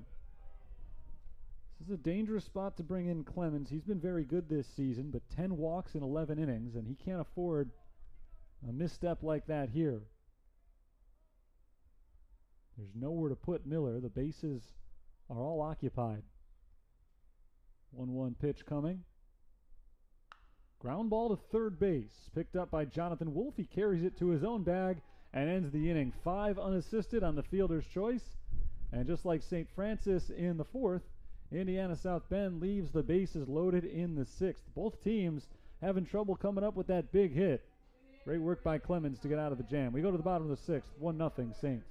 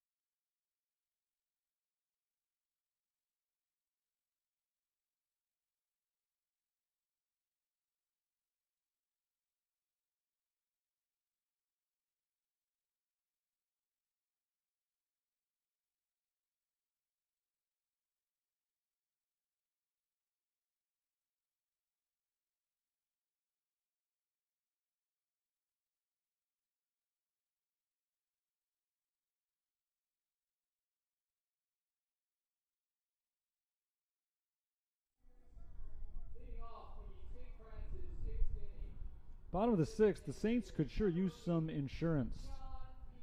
They have been walking the tightrope over the last couple of innings.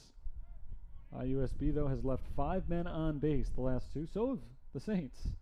St. Francis has stranded at least one base runner in every inning, 9 total. It's a new inning. John Peterson, Jonathan Wolf, and Jake Vera due up against Alex Babbitt, the starter who remains in for his 6th inning of work and fires strike 1. It has not been an easy day for Alex Babbitt. He's only allowed 1 run in 5 innings. It was unearned. So it's been a good game for him, but it's been difficult getting there as Peterson hits it hard on the ground. A diving play by the third baseman Sikorsky. The throw to first is not in time. It's an infield hit for John Peterson. He's got his 2nd hit of the game. The leadoff man reaches yet again for St. Francis. 3rd time it's happened in 6 innings. Third baseman, number 0, Jonathan Wolf. 7th hit of the day for the Fighting Saints. Here's Jonathan Wolf, 0 for 1. He's also been hit by a pitch. Throw to first base. Peterson dives back to the bag. Titans think that Wolf will be bunting here. Third baseman Sikorsky is in on the cutout in front of third base. Nice play by Sikorsky just moments ago, just not quite quick enough to get Peterson. Peterson's a fleet-footed runner. Ball 1 on Wolf.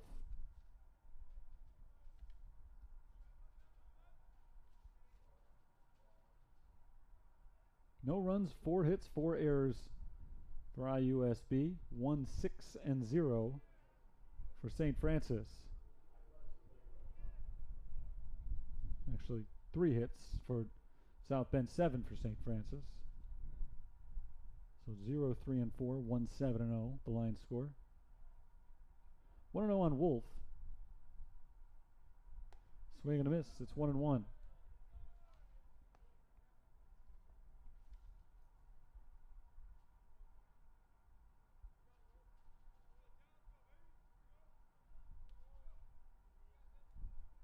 Babbitt makes a pickoff attempt to first base, gets Peterson to dive back to the bag. John Peterson, a quick runner, as I mentioned a moment ago, legged out that infield single. He's got 5 steals this year in 6 attempts. 1 ball, 1 strike. Peterson does take off, and the pitch gets away from Cole Miller. Peterson is going to head down to third base. So it's a stolen base for Peterson, and then he advances another 90 feet on the wild pitch. 2-1 the count on Wolf.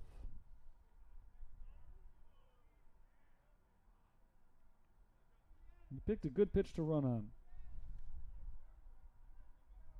So Peterson's at third, nobody out. And maybe now's the time St. Francis finally adds some insurance to this 1-0 lead they've held ever since the 2nd inning. This is the best scoring chance they've had all day. Wolf swings and misses. The count is 2-2.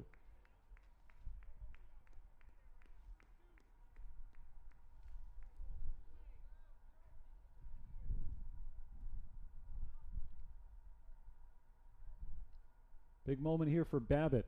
Nobody warming up in the bullpen for IUSB. Babbitt's approaching 100 pitches for the game as Wolf grounds it foul off of his foot, ends up rolling off to third base, but it was dead when it hit off the batter, so still 2 balls and 2 strikes. This has been one of the most high-stress 1-0 games that you can imagine for a pitcher, especially for Babbitt, more so even than Daly, who is done after 5 1/3 innings. Final numbers on Daly. 5 1/3 innings, no runs allowed, 3 hits, 3 walks, 1 hit batter. He struck out 7, and he is in line for his 4th win of the year. 2-2 on Wolf. Tapped foul once again.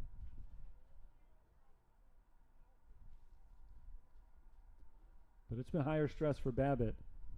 In the first inning, the Saints got runners at 2nd and 3rd, didn't score. In the 2nd inning, they scored 1, but they had another runner thrown out at the plate to end that inning. In the 3rd inning, they left a man at third base. In the 4th, they left him loaded. And in the 5th, they had runners at 1st and 2nd and couldn't score. Ball outside, 3-2. Here in the 6th inning, there's already a man at third base with nobody out. And just more high-pressure pitches for Babbitt. This next pitch, by my count, will be number 97 of the game for Alex Babbitt.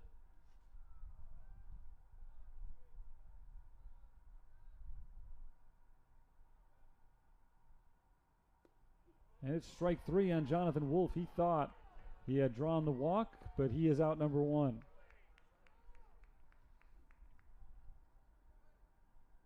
Eighth strikeout of the game for Babbitt. A big first out with that runner over at third base, and now Jake Vera will try to get John Peterson home. Vera's 2 for 3 with 2 singles, including one on a bunt last time up.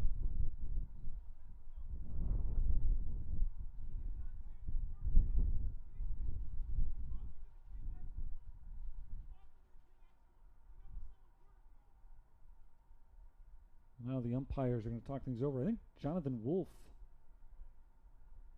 was ejected.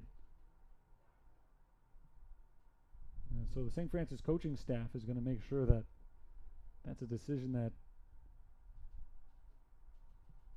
was made seriously by the umpire, making sure that they got the right guy there if something was said that the umpire didn't like. So somebody has been tossed from the game. I think it's Wolf. I'm guessing just because he struck out and clearly wasn't happy with the third strike call. We'll find out for sure next inning when they come out to take the field, but I think somebody's been tossed from the game. 1 out with a man at third base. Bottom of the 6th inning, Jake Vera coming up. We are ready to continue here. Infield playing in at 3 of 4 positions. The second baseman is back at normal depth. Vera squares to bunt but takes a ball low. He may have just been giving the Titans something to think about there. Drawing the infield in even further. Cornermen are way in on the grass. The shortstop, Tony Reyes, is about even with the baselines. And now the second baseman, Jake Vanderwood, goes back to his regular depth, standing at the edge of the infield. The edge of the outfield, I guess. 1-0. Bounced foul. It's 1-1.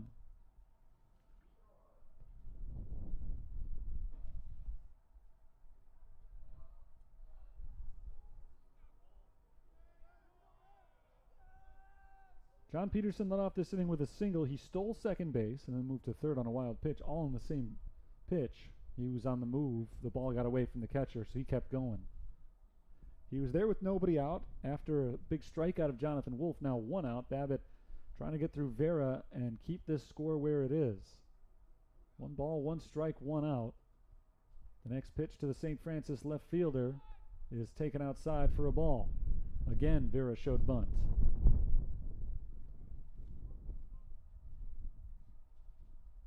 But again, the pitch was not to his liking.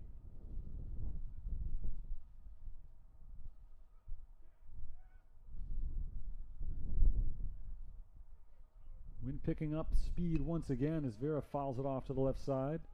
2-2.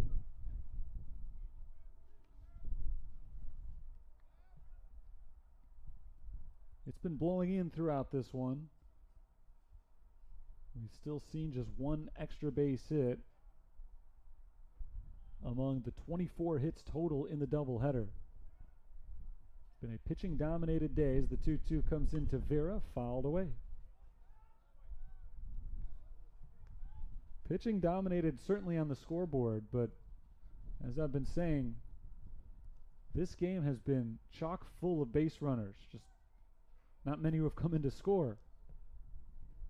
7 men left on base through 6 innings for IUSB. Saints have stranded 9. They've had another thrown out at the plate. 2-2. Outside, ball 3. A lot of long at-bats like this for Alex Babbitt, who's now well over 100 pitches for the game.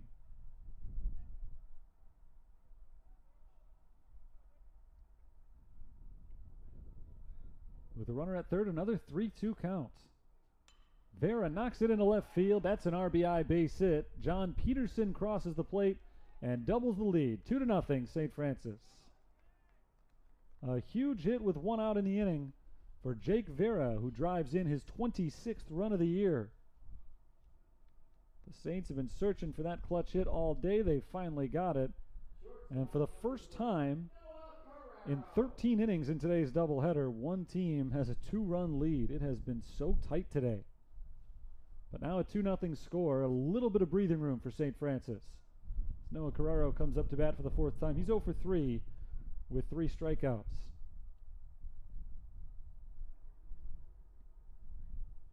So St. Francis now has 8 hits in the game after that Vera single. That's his 3rd. Carraro bunts it foul, strike 1. Trying something different. He hasn't had much success swinging away against Babbitt, but that results in strike 1. They've had 8 hits. They've also been helped out by 4 errors.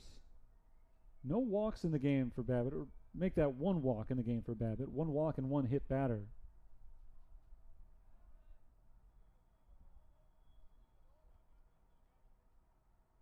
The 0-1 is foul tipped. It's strike 2.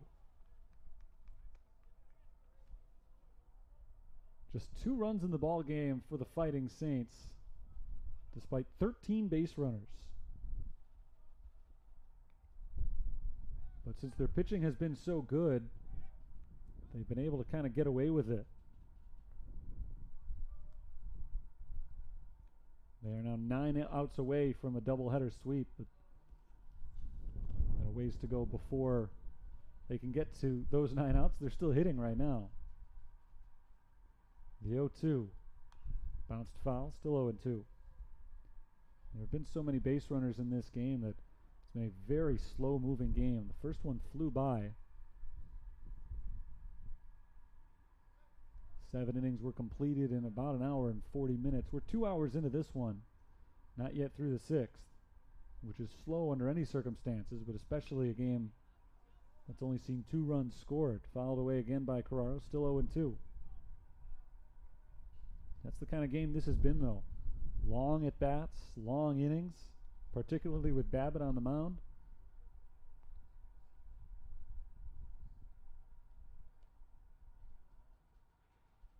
The 0-2, check swing, he went around, strike 3. Runner takes off for second, and the throw kicks off the shortstop's glove. And it's a stolen base for Jake Vera. Carraro strikes out for the 4th time. 2 outs in the inning. And Jake Vera steals second base. So he moves into scoring position with 2 outs for the hot-hitting first baseman Eric Maffey. Jake Vanderwood was a little bit shaken up over at second base. When the throw came into second from Cole Miller, it ricocheted off the glove of the shortstop Tony Reyes and hit Jake Vanderwood. And that's what's got him down on his knees right now.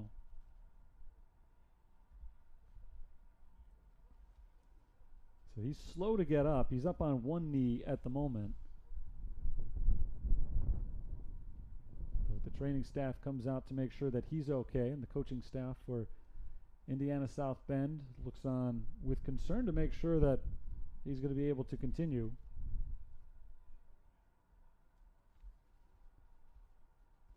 Two to nothing St. Francis. 2 outs and a man at second base. 1 run is in this 6th inning. Jake Vera picked up an RBI hit. First RBI of the game for anybody. First run scored on a catcher's throwing error. So for all the base runners the Saints had, they were not able to come through with a single RBI hit until Vera here in the 6th. They were hitting with men on base, just moving them station to station. They just hadn't been able to get a hit with a runner at third. It's been a weird game for all the runners that have been stranded. The Saints actually, I have to do the math quickly, but they do have a good batting average with runners on base and with runners in scoring position in this game. But since they have not been able to buy an extra base hit, the runs just have not been free-flowing.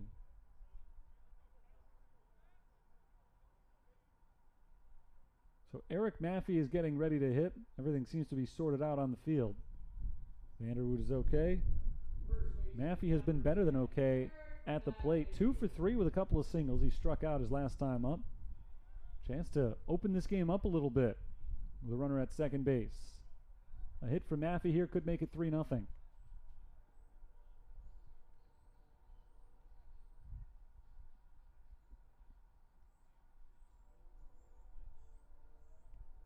Babbitt takes a long look in at his catcher Cole Miller and sets for the first pitch. Swing and a miss, strike one.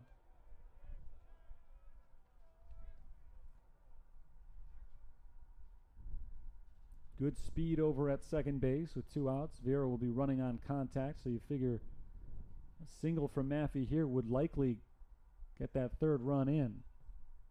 Maffey's been good for a base hit more often than not of late. Better than a 400 hitter for the season. He takes the ball low, and the count moves to 1-1.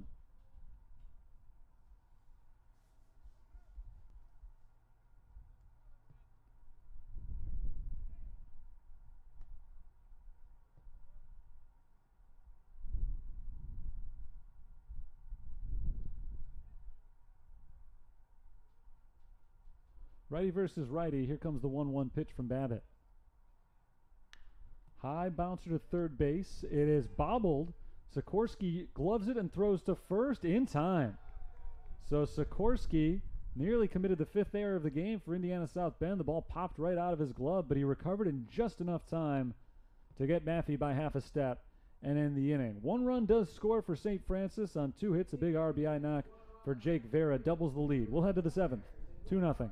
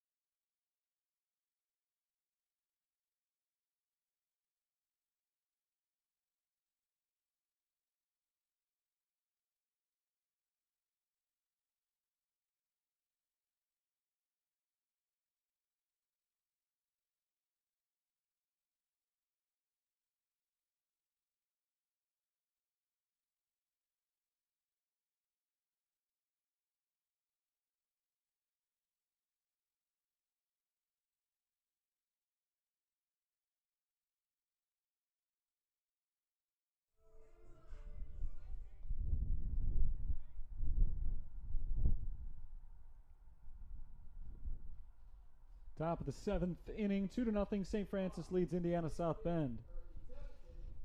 Titans come up to bat here with their 8, 9, and 1 hitters due against Nick Clemens, who starts his first inning. First pitch from Clemens is taken over the outside corner for strike 1 by Donnie Neckes, who is 1 for 2 in the game. Struck out looking his first time up. He doubled in the 5th inning, the first and only extra base hit for either team in today's doubleheader. Ball low, 1-1. Nick Clemens came on last inning with the bases loaded and 2 outs for Ryan Daly, who had been throwing a gem but kind of lost his control late in the appearance. Walked a batter and hit a batter to load the bases. Ball 2, 2-1. So Clemens came into that high pressure situation. It was only 1-0 at the time rather than 2-0.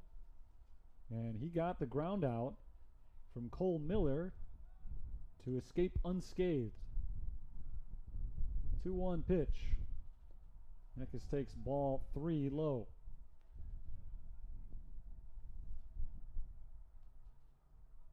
Clemens has been the top setup man for the Saints this year. 2.45 ERA in 13 games. Only Sam Pileggi, the closer, has had a better ERA over the course of this season. Among relievers on the team, 3-1, foul back, full count.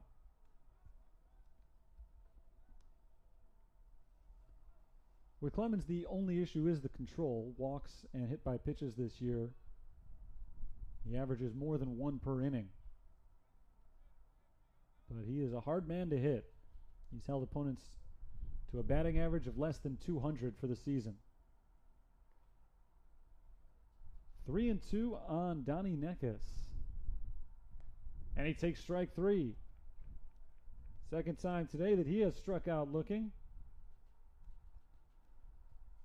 Nick Clemens has his first strikeout of the game, his 11th. Or make that his 9th in 11 2/3 innings pitched this season.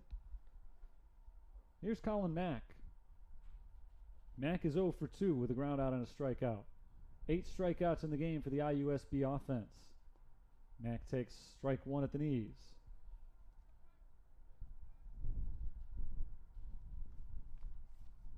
Nick Banks is on deck. Clemens trying to get through the 7th inning. Ball one low, that evens the count. Ryan Daly did not allow a hit today in the first 4. He allowed 3 hits, 5 total base runners in his last inning and 2/3. So he may have run out of gas a little bit at the end. But didn't give up any runs. Ball outside to the backstop, 2-1 on Mack.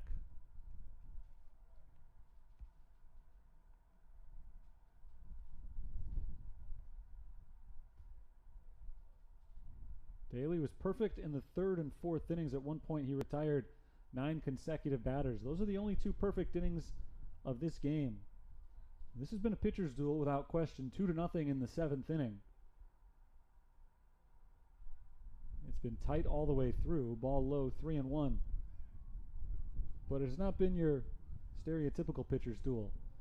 There have not been a lot of 1, 2, 3 innings. There have not been a lot of low pressure pitches from anybody. It just seems like there are constantly people on base in this game. And there pretty much have been. Although much more so for St. Francis than IUSB, the Titans have only gotten their leadoff man on once in 7 innings. There's a grounder up the middle, and that's through for a hit. So they didn't get their leadoff man on this inning, but with 1 out, Colin Mack is aboard. The second hitter of the inning picks up the 4th hit of the game for the Titans.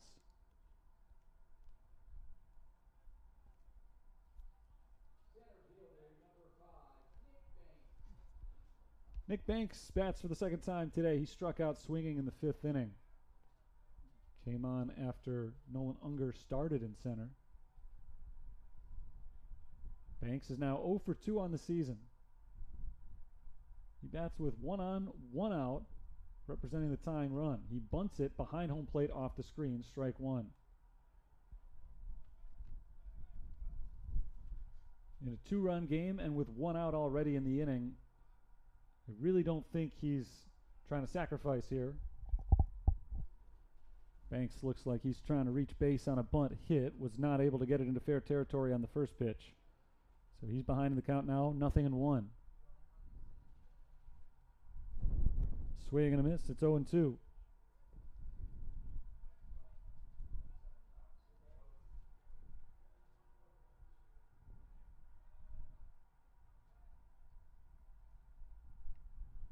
Clemens looks to put away Banks.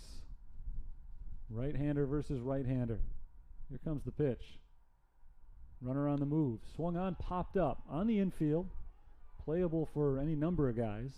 Coming in is the third baseman, and he makes the catch. Jonathan Wolf in fair territory just in front of home plate. 2 down. We were wondering about Jonathan Wolf's status in the game last inning. Obviously still out there. So 2 outs, a runner at first base. And Tony Reyes is the batter.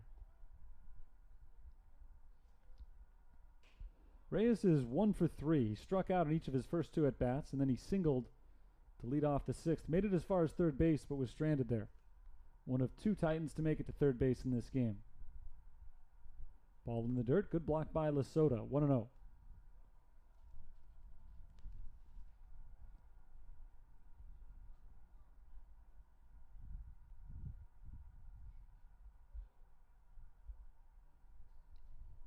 Colin Mack single with 1 out. He's the man at first base right now.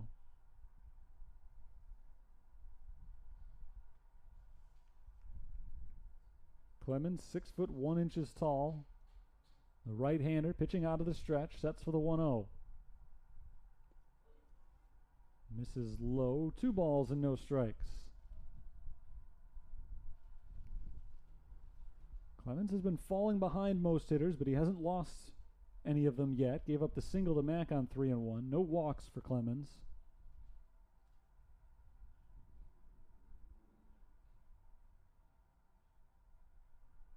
Nine balls, 10 strikes since he entered the game. Now it's 10-10.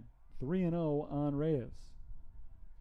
Dangerous hitter on deck, Brendan Bell. 381 average for the season. Clemens doesn't want to face him with the tying run on base, but he's in danger of putting Reyes aboard here.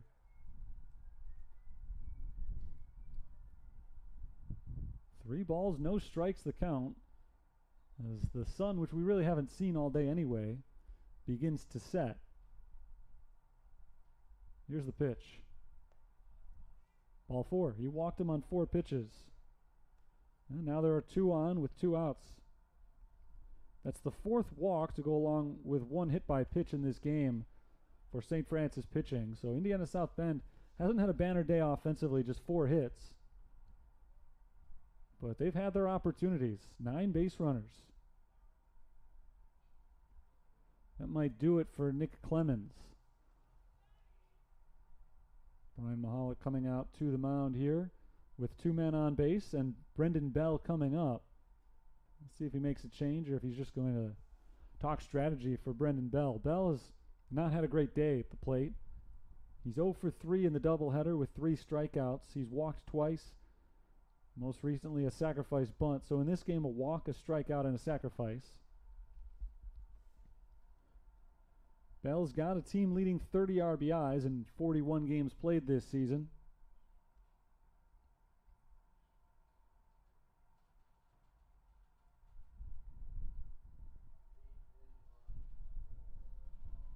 Looks like a pinch runner at first base. I think that's Sam Keto, number 8. That is Keto.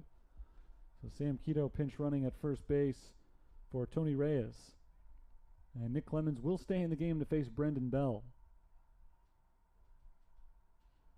Another big moment here. We've seen so many of them recently. South Bend stranded 2 runners in the 5th. They stranded 3 in the 6th. Clemens is trying to strand 2 more here in the 7th. Tough man to get through, though. Brendan Bell takes the first pitch in the dirt. Ball 1. It skips up the third base line. Lesota does not allow anybody to advance. It was a pretty good read at second base from Mack. And had that ball rolled up the first base line, I think he would have moved on over to third for sure. But in this case, because it was going up the third base line, he didn't want to risk it. Shorter throw for Lesota. 1-0 on Bell. There's a called strike. 1-1.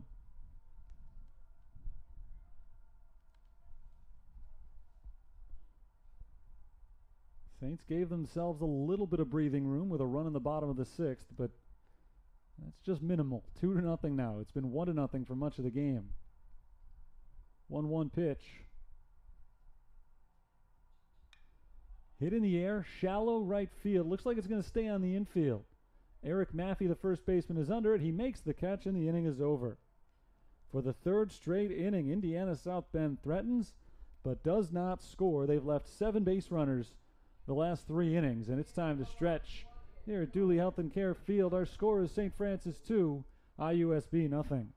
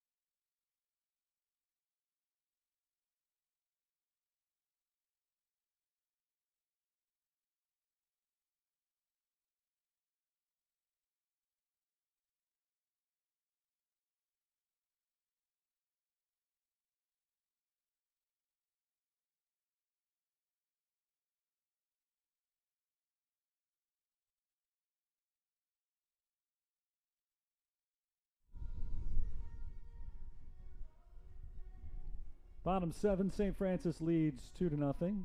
And for the first time all day, Indiana South Bend has gone to their bullpen.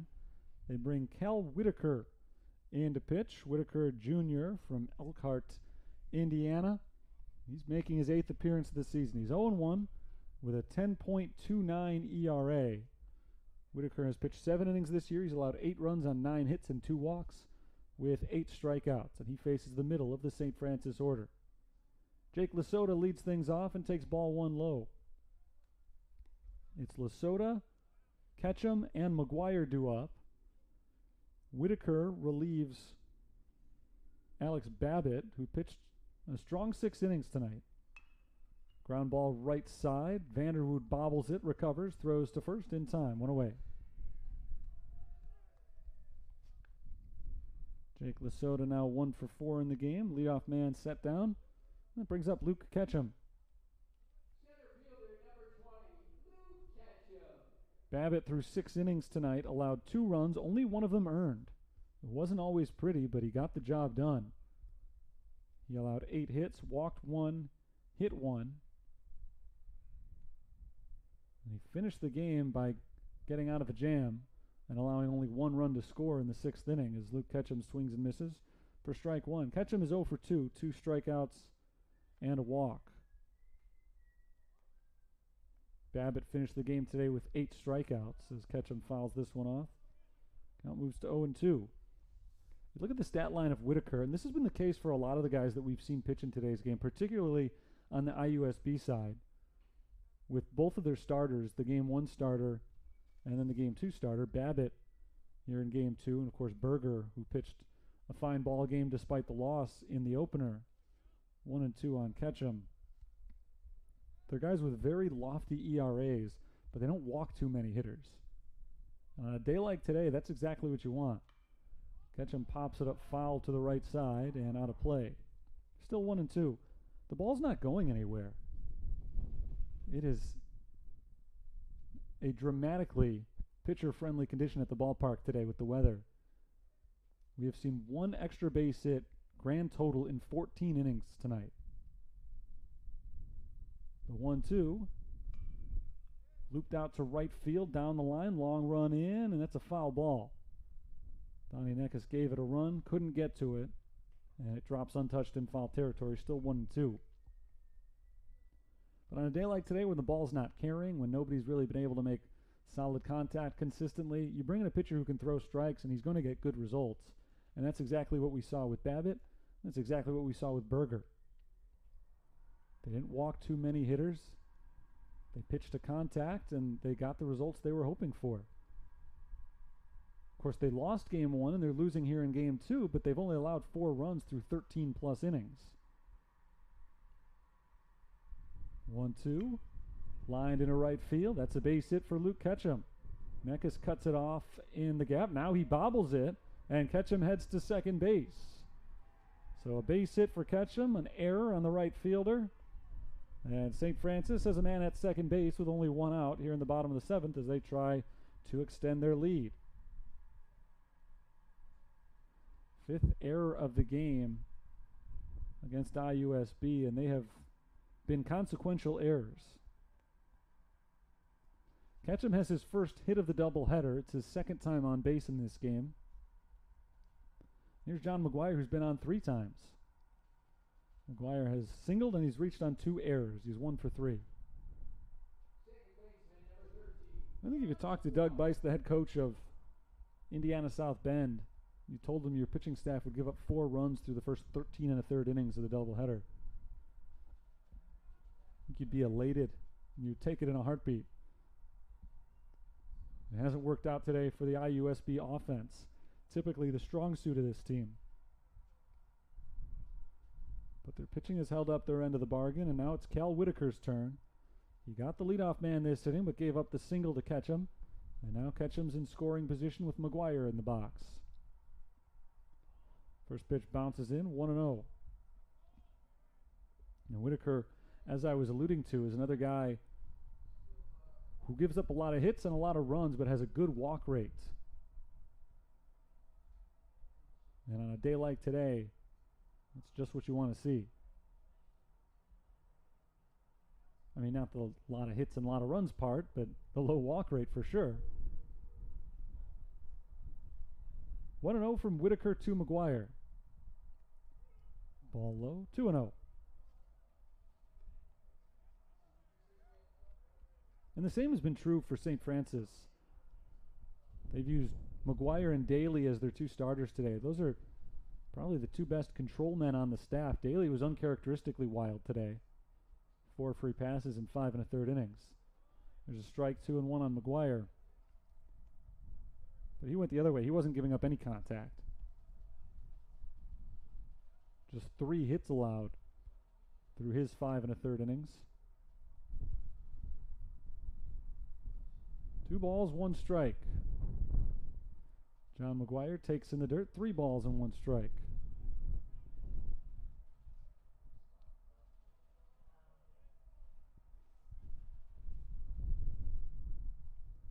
So McGuire's in the driver's seat in this at bat as he tries to reach base for the 4th time in the game. He reached twice in game 1. 3-1 pitch. Outside, he walked him. So McGuire's been on base 6 times in today's doubleheader. 4 times here in this game. And of course, he also threw a complete game, picked up a win in game 1. It's been a heck of a day for John McGuire. 2 on, 1 out for Sam Tumulty. 3rd walk issued by Whitaker in his 7 1/3 innings pitched this season. 2nd walk of the game taken by St. Francis hitters to go along with 1 hit batter. Tumulty is 0 for 2. He's lined out to left and struck out swinging. He's also dropped down a sacrifice bunt, and he takes ball 1. So all of a sudden, Whitaker is having problems finding the zone. 6 of his first 8 pitches were strikes to the first 2 hitters, but he's missed on 5 of 6 offerings to the last 2. There's one over the inside corner, and it evens the count. 1 ball and 1 strike.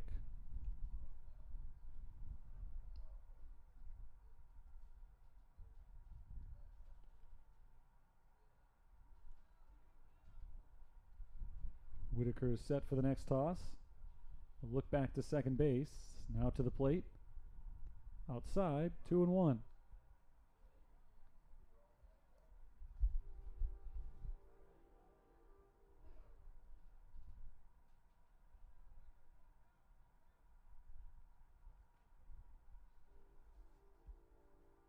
Hitter's count here for Sam Tumulty, looking for his first hit of the game. The 2-1 pitch. Misses for ball 3. So Whitaker is having some problems here. 9 balls thrown by Whitaker now to 7 strikes. Another tough inning for an IUSB pitcher. He's up to 16 pitches already. And he's walked 2 guys now. Bases are loaded. Only 1 out, and John Peterson will be the batter. This is right after I started talking about the importance of bringing strike throwers into pitch on a day like today that Whitaker has stopped being one. He had just 2 walks this season coming in, albeit in only 7 innings. He's got 2 walks in this game in just a third of an inning. John Peterson is 2 for 3. A couple of singles, a couple of stolen bases, a run scored. It's been a good game for John Peterson, senior out of St. Lawrence High School. First pitch to him here, misses inside. No reason to swing right now unless it's absolutely where you want it.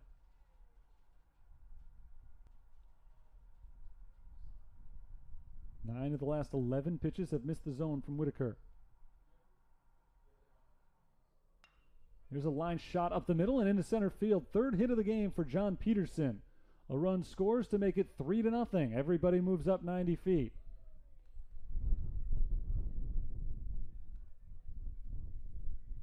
Tenth hit of the game for St. Francis. It comes after back-to-back walks. John Peterson drives in his 10th run of the season. And that's 4 straight men to reach base. Base is still loaded. Still only one out, and it's Jonathan Wolf's turn to hit. Wolf is 0 for 2 and has been hit by a pitch. Had a couple of hits in the opener, including the game winner. He grounds this ball to third, foul, strike one. The lights have been on here in the ballpark since early this afternoon on an overcast day. They're on now on the streets as well. The street lights have turned on. About 15 minutes away from official sunset, but it's gotten pretty dark here. The 0-1 pitch. Fouled off to the right side by Wolf. 0-2.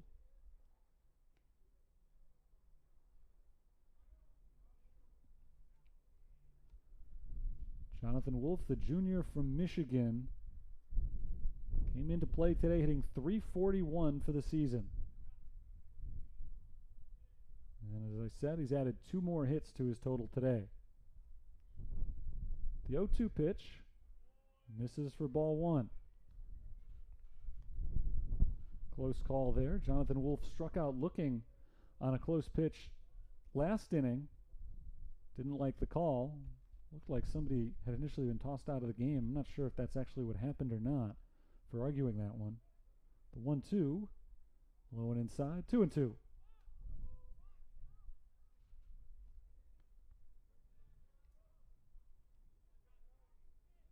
3-0 St. Francis. It was 1-0 into the 6th inning. They added 1 in the 6th. They've added 1 in the 7th. IUSB has had myriad opportunities to tie, to take the lead, but they've left a lot of men on base as Wolf fouls one off. Still 2-2. St. Francis has as well. Fighting Saints have left on 10 men through 6 innings. IUSB has stranded 9 through 7. The majority of them just the last 3 innings.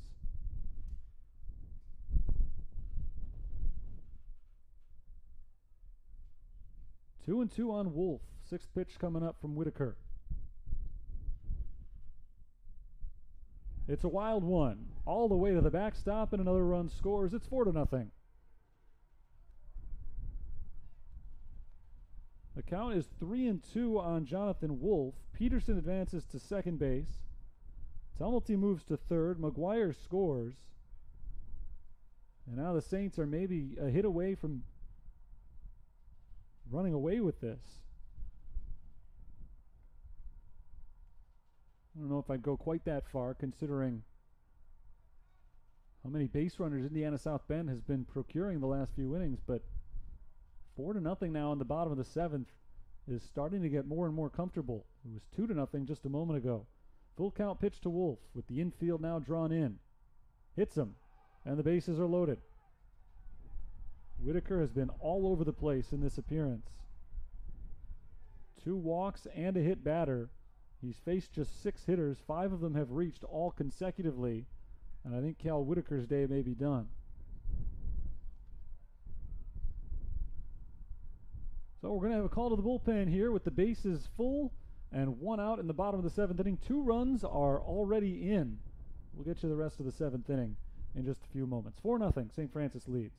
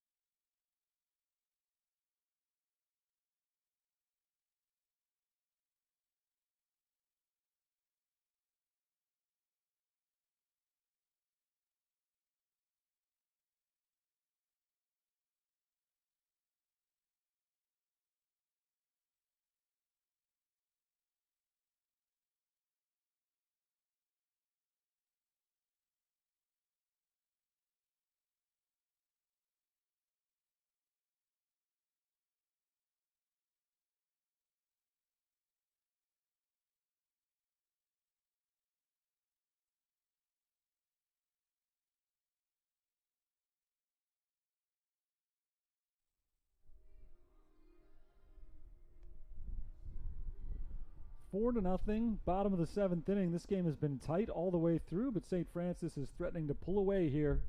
With the bases loaded, 1 out, a new pitcher for Indiana South Bend. It is Zach Brooks-Den, the senior right-hander, on for the 8th time. He's 1-1 with a 12.15 ERA.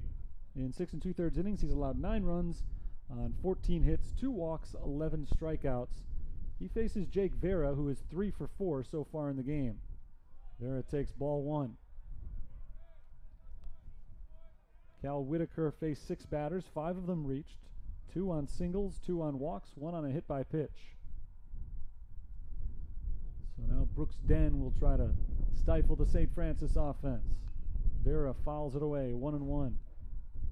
Talked a lot about it when Whitaker was in the game. On a day like today, pitcher's day, you just want a strike thrower. Pitch to contact because the ball's not traveling very far. That's Whitaker's MO, but he just couldn't do it today for whatever reason. He could not find the zone. 1-1. Vera tries to bunt his way on, but it's foul. Strike 2. That is Brooks-Den's MO as well. Strike thrower. We'll see if he's got it today.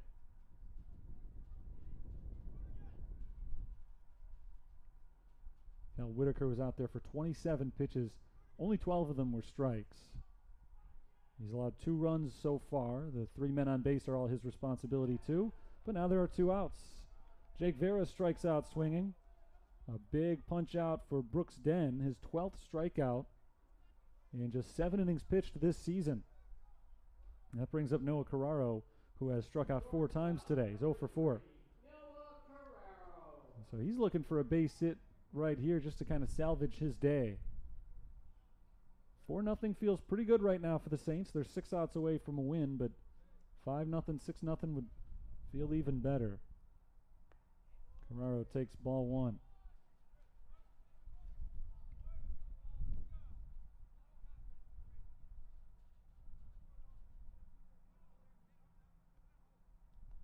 It's Tumulty at third, Peterson at second, Wolf at first. Carraro now with an even count at 1-1 after the foul ball.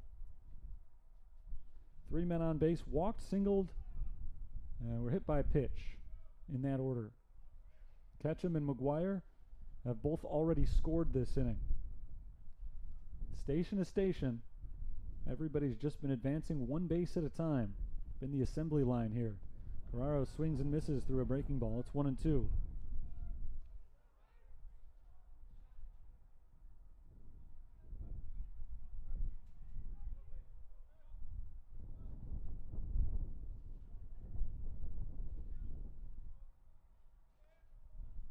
Brooks-Den 1 strike away from getting out of the inning. Carraro taps it down the third base line, foul. Still 1-2.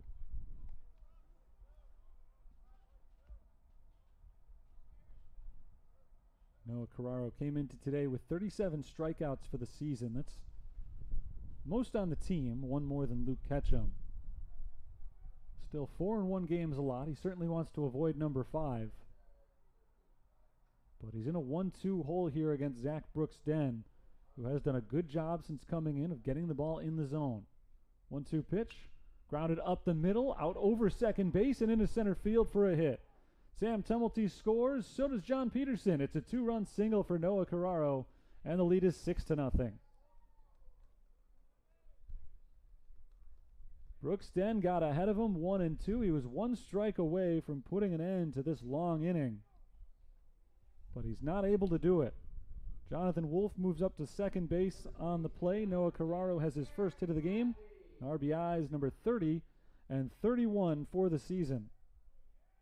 And the inning goes on with Eric Maffey coming up. Maffey is 2 for 4 with a pair of singles. They've all been singles for St. Francis. All 11 hits in this game, all 18 hits in the doubleheader. Maffey takes ball 1 outside.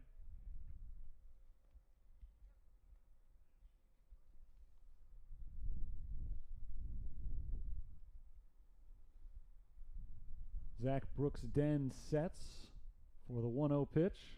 Ground ball to third base, and it's picked up cleanly by Sikorsky, who carries it to the bag and ends the inning. But St. Francis breaks the game wide open with 4 runs on the board. And as we head into the 8th inning, the Saints' lead has built up to 6-0.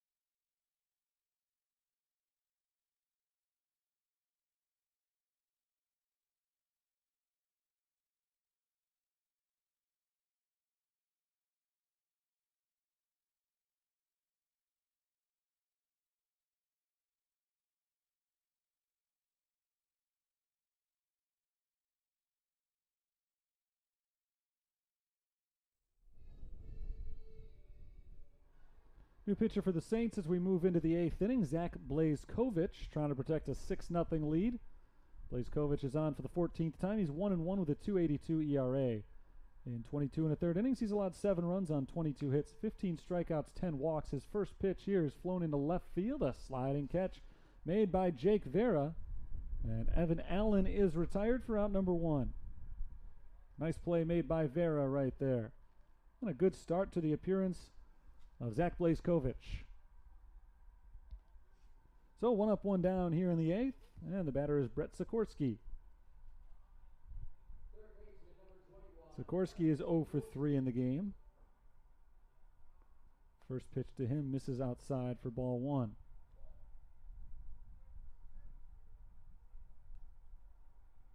Nick Clemens pitched an inning and a third for the Saints. He gave up 1 hit to 1 walk.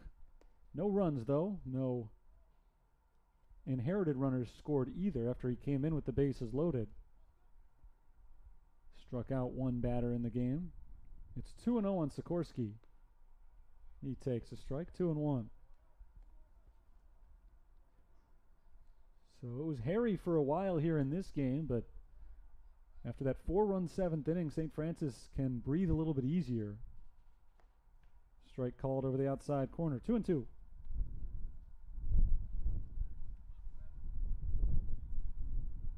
And they are now just 5 outs away from a doubleheader sweep and their 20th conference win. Fly ball down the left field line, cutting foul. It's out of play. Still 2-2. Saints came into play today in 4th place in the conference, trailing St. Xavier, St. Ambrose, and Olivet Nazarene. Soft liner left side on a base hit. Brett Sikorsky is on base for the first time today. Or at least the first time in this game, a single. Sikorsky also got a hit in game 1, so it's his 2nd hit overall. Runner aboard with 1 out. And the batter is Jake Vanderwood.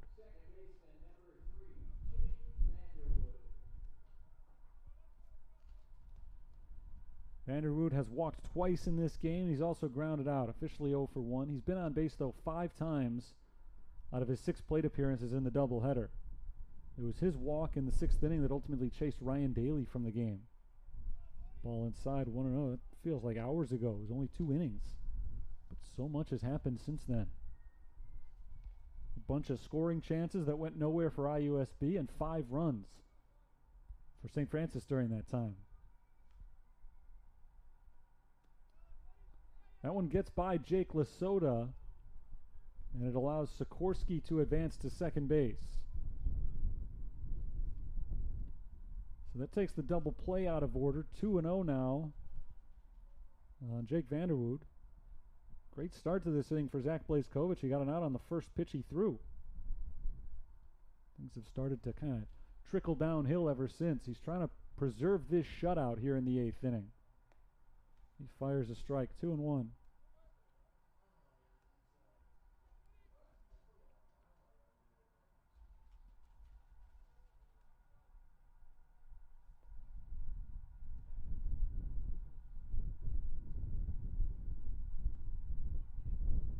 Ball 3 on Vanderwood. It's 3-1.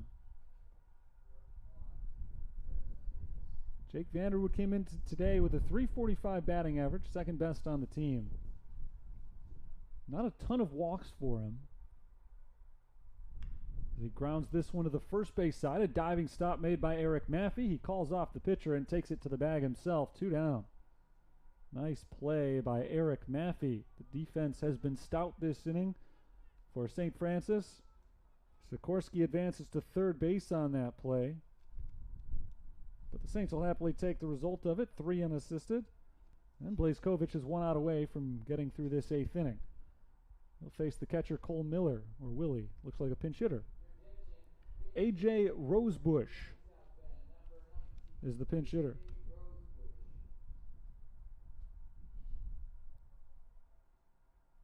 So Rosebush gets his first at bat of the day. Just his 3rd at bat of the season. He's 1 for 2 with a double.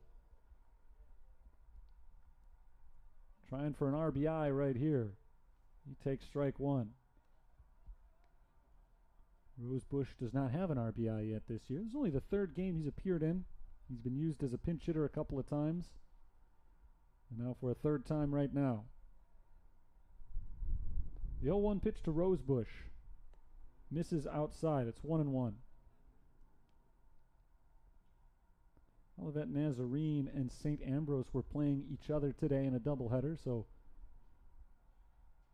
there definitely will be some ground to be gained for St. Francis as it's filed away 1-2. One of those teams has to lose.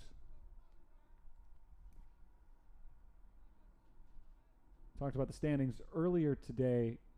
It would take a miracle, I think. It might be mathematically impossible, actually, for the Fighting Saints to move into first place in the conference and end up with the championship in the regular season. That ball misses outside, 2-2. But 2nd or 3rd place are definitely still in play. Trying to improve their seeding heading into the conference tournament next week. 2-2, just misses outside, full count. If Rosebush reaches, Donnie Neckes would bat next. If not, we move into the bottom of the 8th inning. 6-0 St. Francis leads. The pitch from Blazkowicz. Rosebush hits it out to left center field, a hit. That brings home Brett Sikorsky. It breaks up the shutout and makes it a 6-1 game. An RBI single for Rosebush, who's now 2 for 3 on the season. He drives home his first run of the year.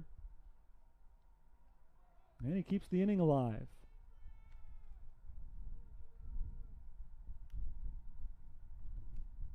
Six to 1 the score. Here's Donnie Neckes, who has the lone extra base hit today, that double from back in the 5th inning.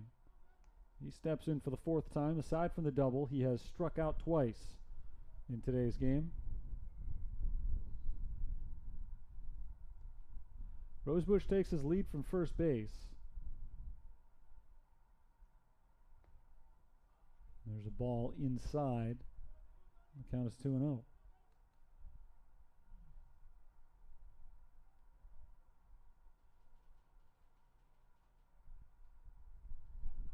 Blazkowicz checks the runner at first base. Sets and delivers. Strike over the inside corner.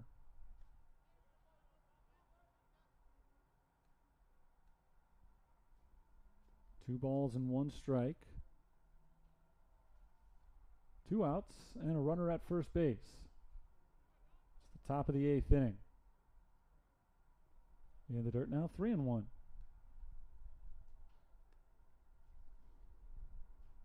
It's 2-2 rather than 3-1.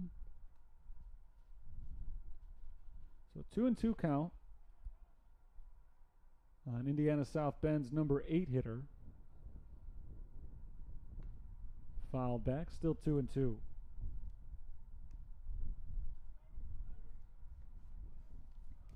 St. Francis left the door open for a long time in this game. They had the lead all the way back in the 2nd inning. They left a lot of guys on base, kept it at 1-0 until the 6th.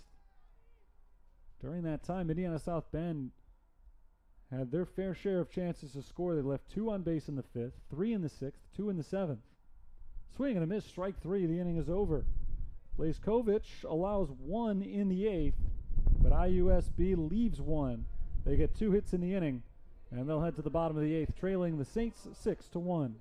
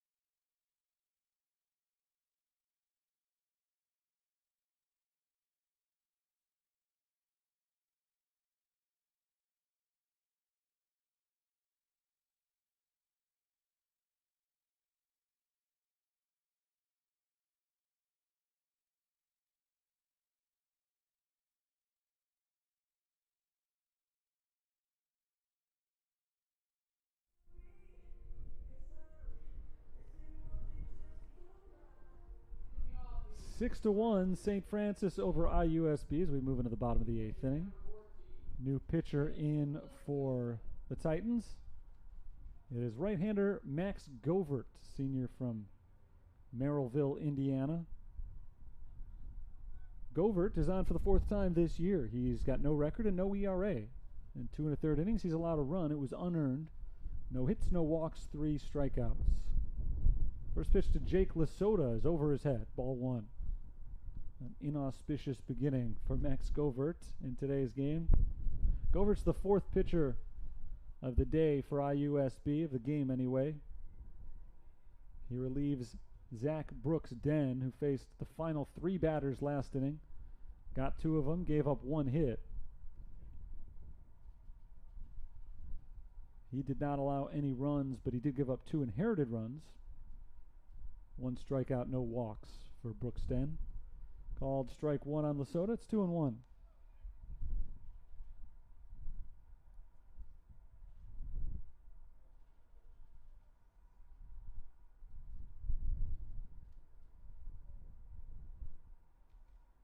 Jake Lasota has 1 hit in the game as he takes a strike to even the count at 2.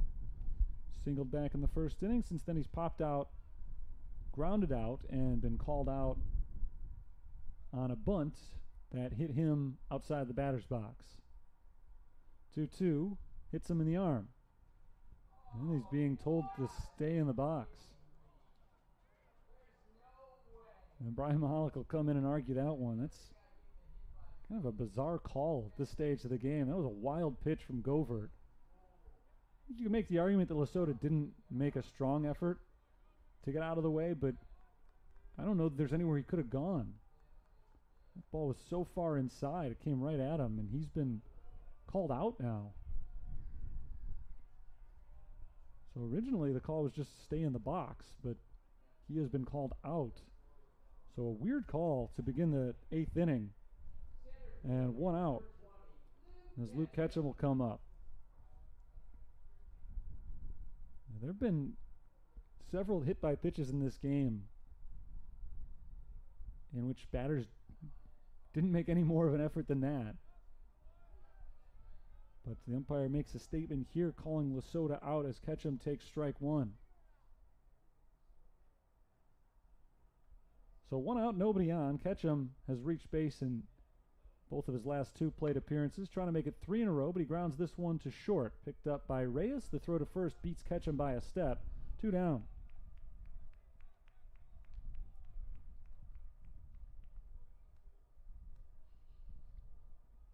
So Govert comes on, a little bit wild, but he retires the first 2 batters. And now if he can get McGuire here, it'll be the first 1-2-3 inning of the game. St. Francis offensively has had at least 2 base runners in 6 out of 7 innings. They've had at least 1 base runner in all 7. McGuire takes ball 1. There has not been anything even remotely resembling a quick inning in this game with St. Francis at the bats. McGuire grounds it to the left side, off the glove of Sikorsky, and for the 3rd time in this game, John McGuire reaches on an error.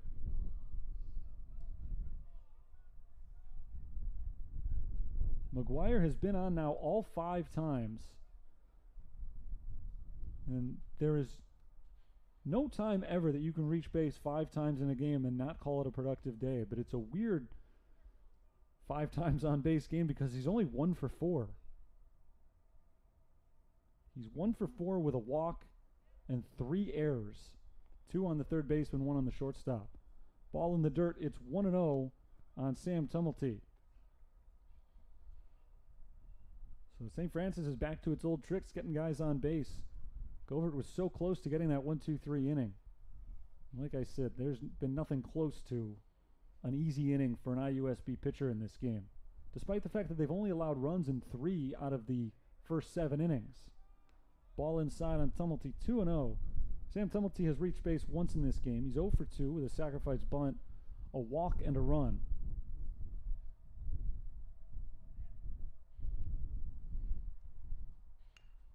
Bouncing ball left side of the infield. Tough play for Reyes. He gloves it and has no play. Throws back to second base to try to get McGuire leaning off the bag, but McGuire was on it the whole way. He didn't go too far off the base. It's a base hit for Tumulty. And that time you can't blame the defense at all. Tumulty is a speedy fellow. And that was a softly hit ball. Just no chance to get him.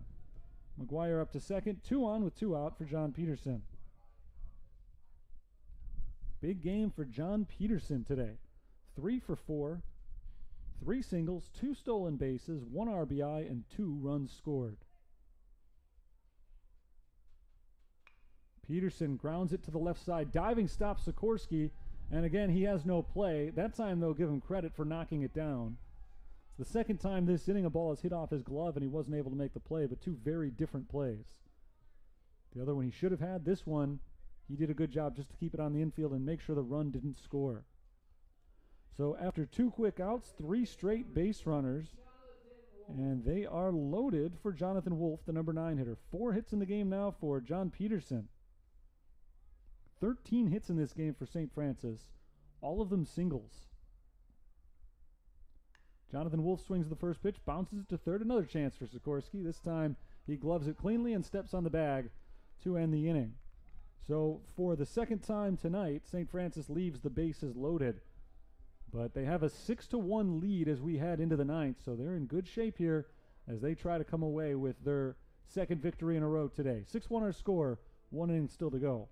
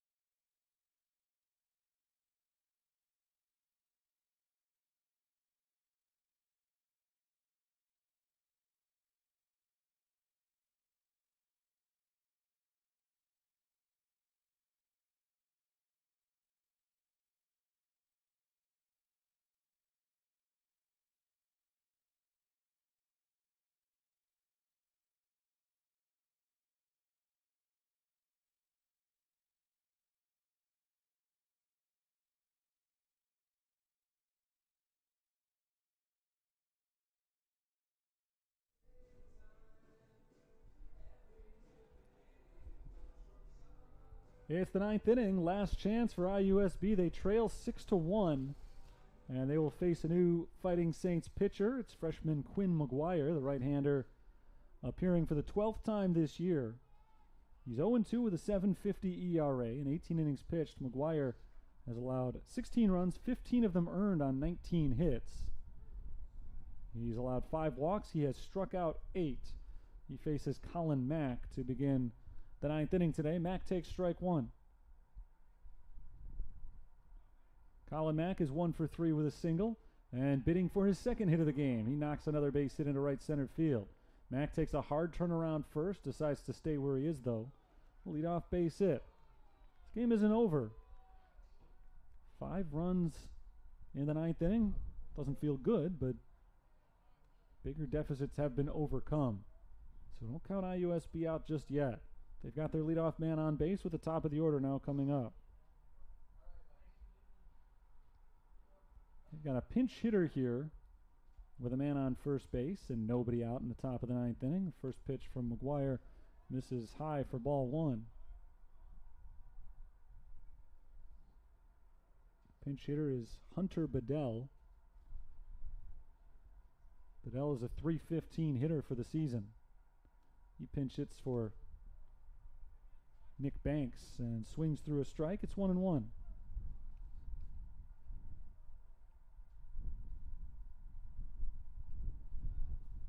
Quinn McGuire getting a chance to pitch today. He was the starting first baseman yesterday. A pretty good day offensively. Ball low, 2-1. He had a couple of hits and a couple of RBIs in the Game 2 loss to Indiana Tech last night.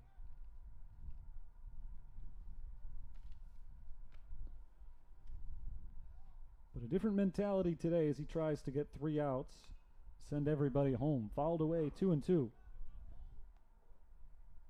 Zach Blazkowicz pitched 1 inning in the 8th. He allowed 1 run on 2 hits, no walks, 1 strikeout. McGuire is the 4th pitcher in this game for St. Francis. Daly started, went 5 1/3. Clemens went an inning and 2/3.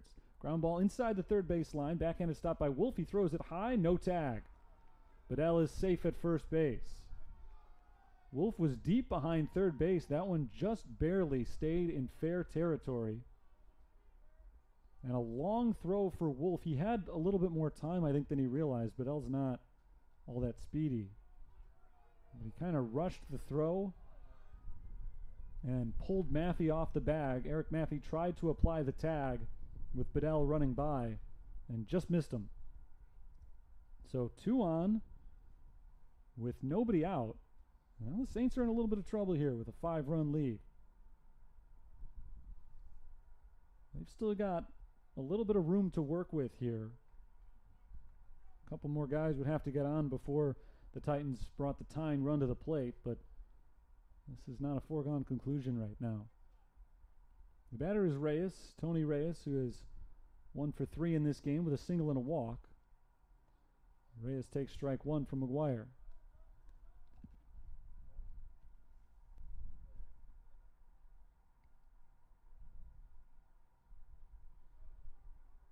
The 2 hits this inning give the Titans 8 of them for the game. Ball low. 1-1 on Reyes. They had no hits through the first 4 innings. They've got 8 hits through the last 4+.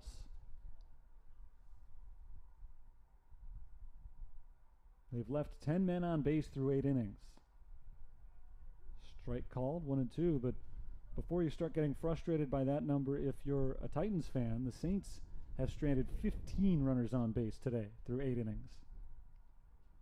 It's a 6-1 score. It could be a lot higher in both directions. 1-2. Fly ball softly hit, shallow left field, sinking fast in front of Jake Vera for a base hit. 3 straight 1-out singles have loaded, or no-out singles rather.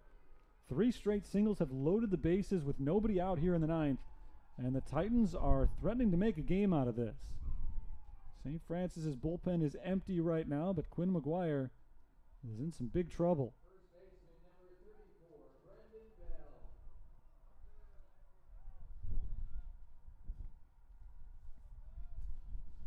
Brendan Bell is the batter. Bell is 0 for 2 with a walk and a sacrifice bunt.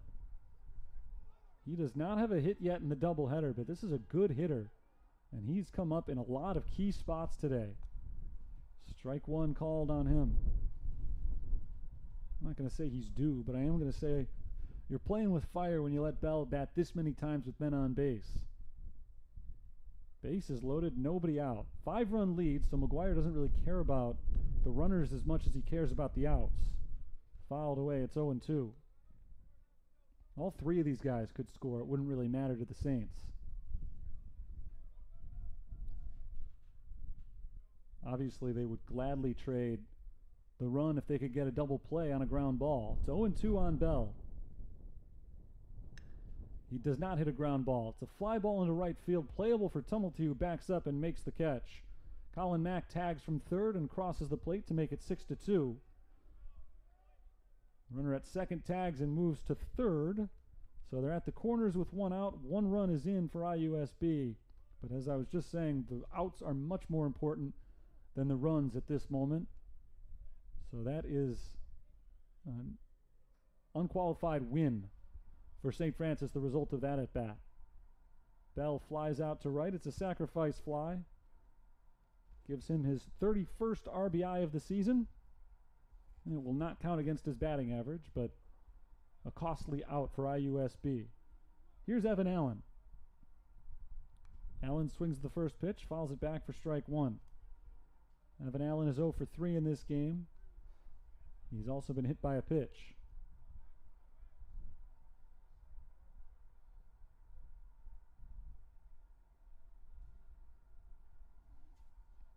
Runners at first and third, 1 out. Swing and a miss. He chased one well out of the zone that time. Count is 0-2. Saints got a break on that swing.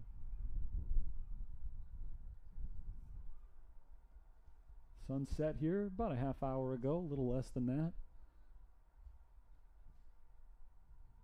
The lights are the only thing lighting the stadium now. Swing and a miss, strike 3. 2 down. Big strikeout for McGuire. And the Saints are 1 out away from a doubleheader sweep. It was a cold afternoon when this one started. It's gotten colder with the sun having gone down. Guys moving around out there trying to stay warm. McGuire can send everybody home by retiring Brett Sikorsky here. Sikorsky is 1 for 4 with a single and a run. He flies this one into shallow center. Luke Ketchum races in. Ketchum gets there and makes the catch, and there's the ball game. St. Francis withstands that late scare from IUSB. They come away with a 6-2 victory, and they defeat Indiana South Bend in back-to-back ball games for a doubleheader sweep. Good day all around for the Fighting Saints. They take the opener 2-1, a walk-off win. And game 2, a weird game, a pitcher's duel most of the way despite a small village of base runners for both teams, almost a large village of base runners. We saw so many.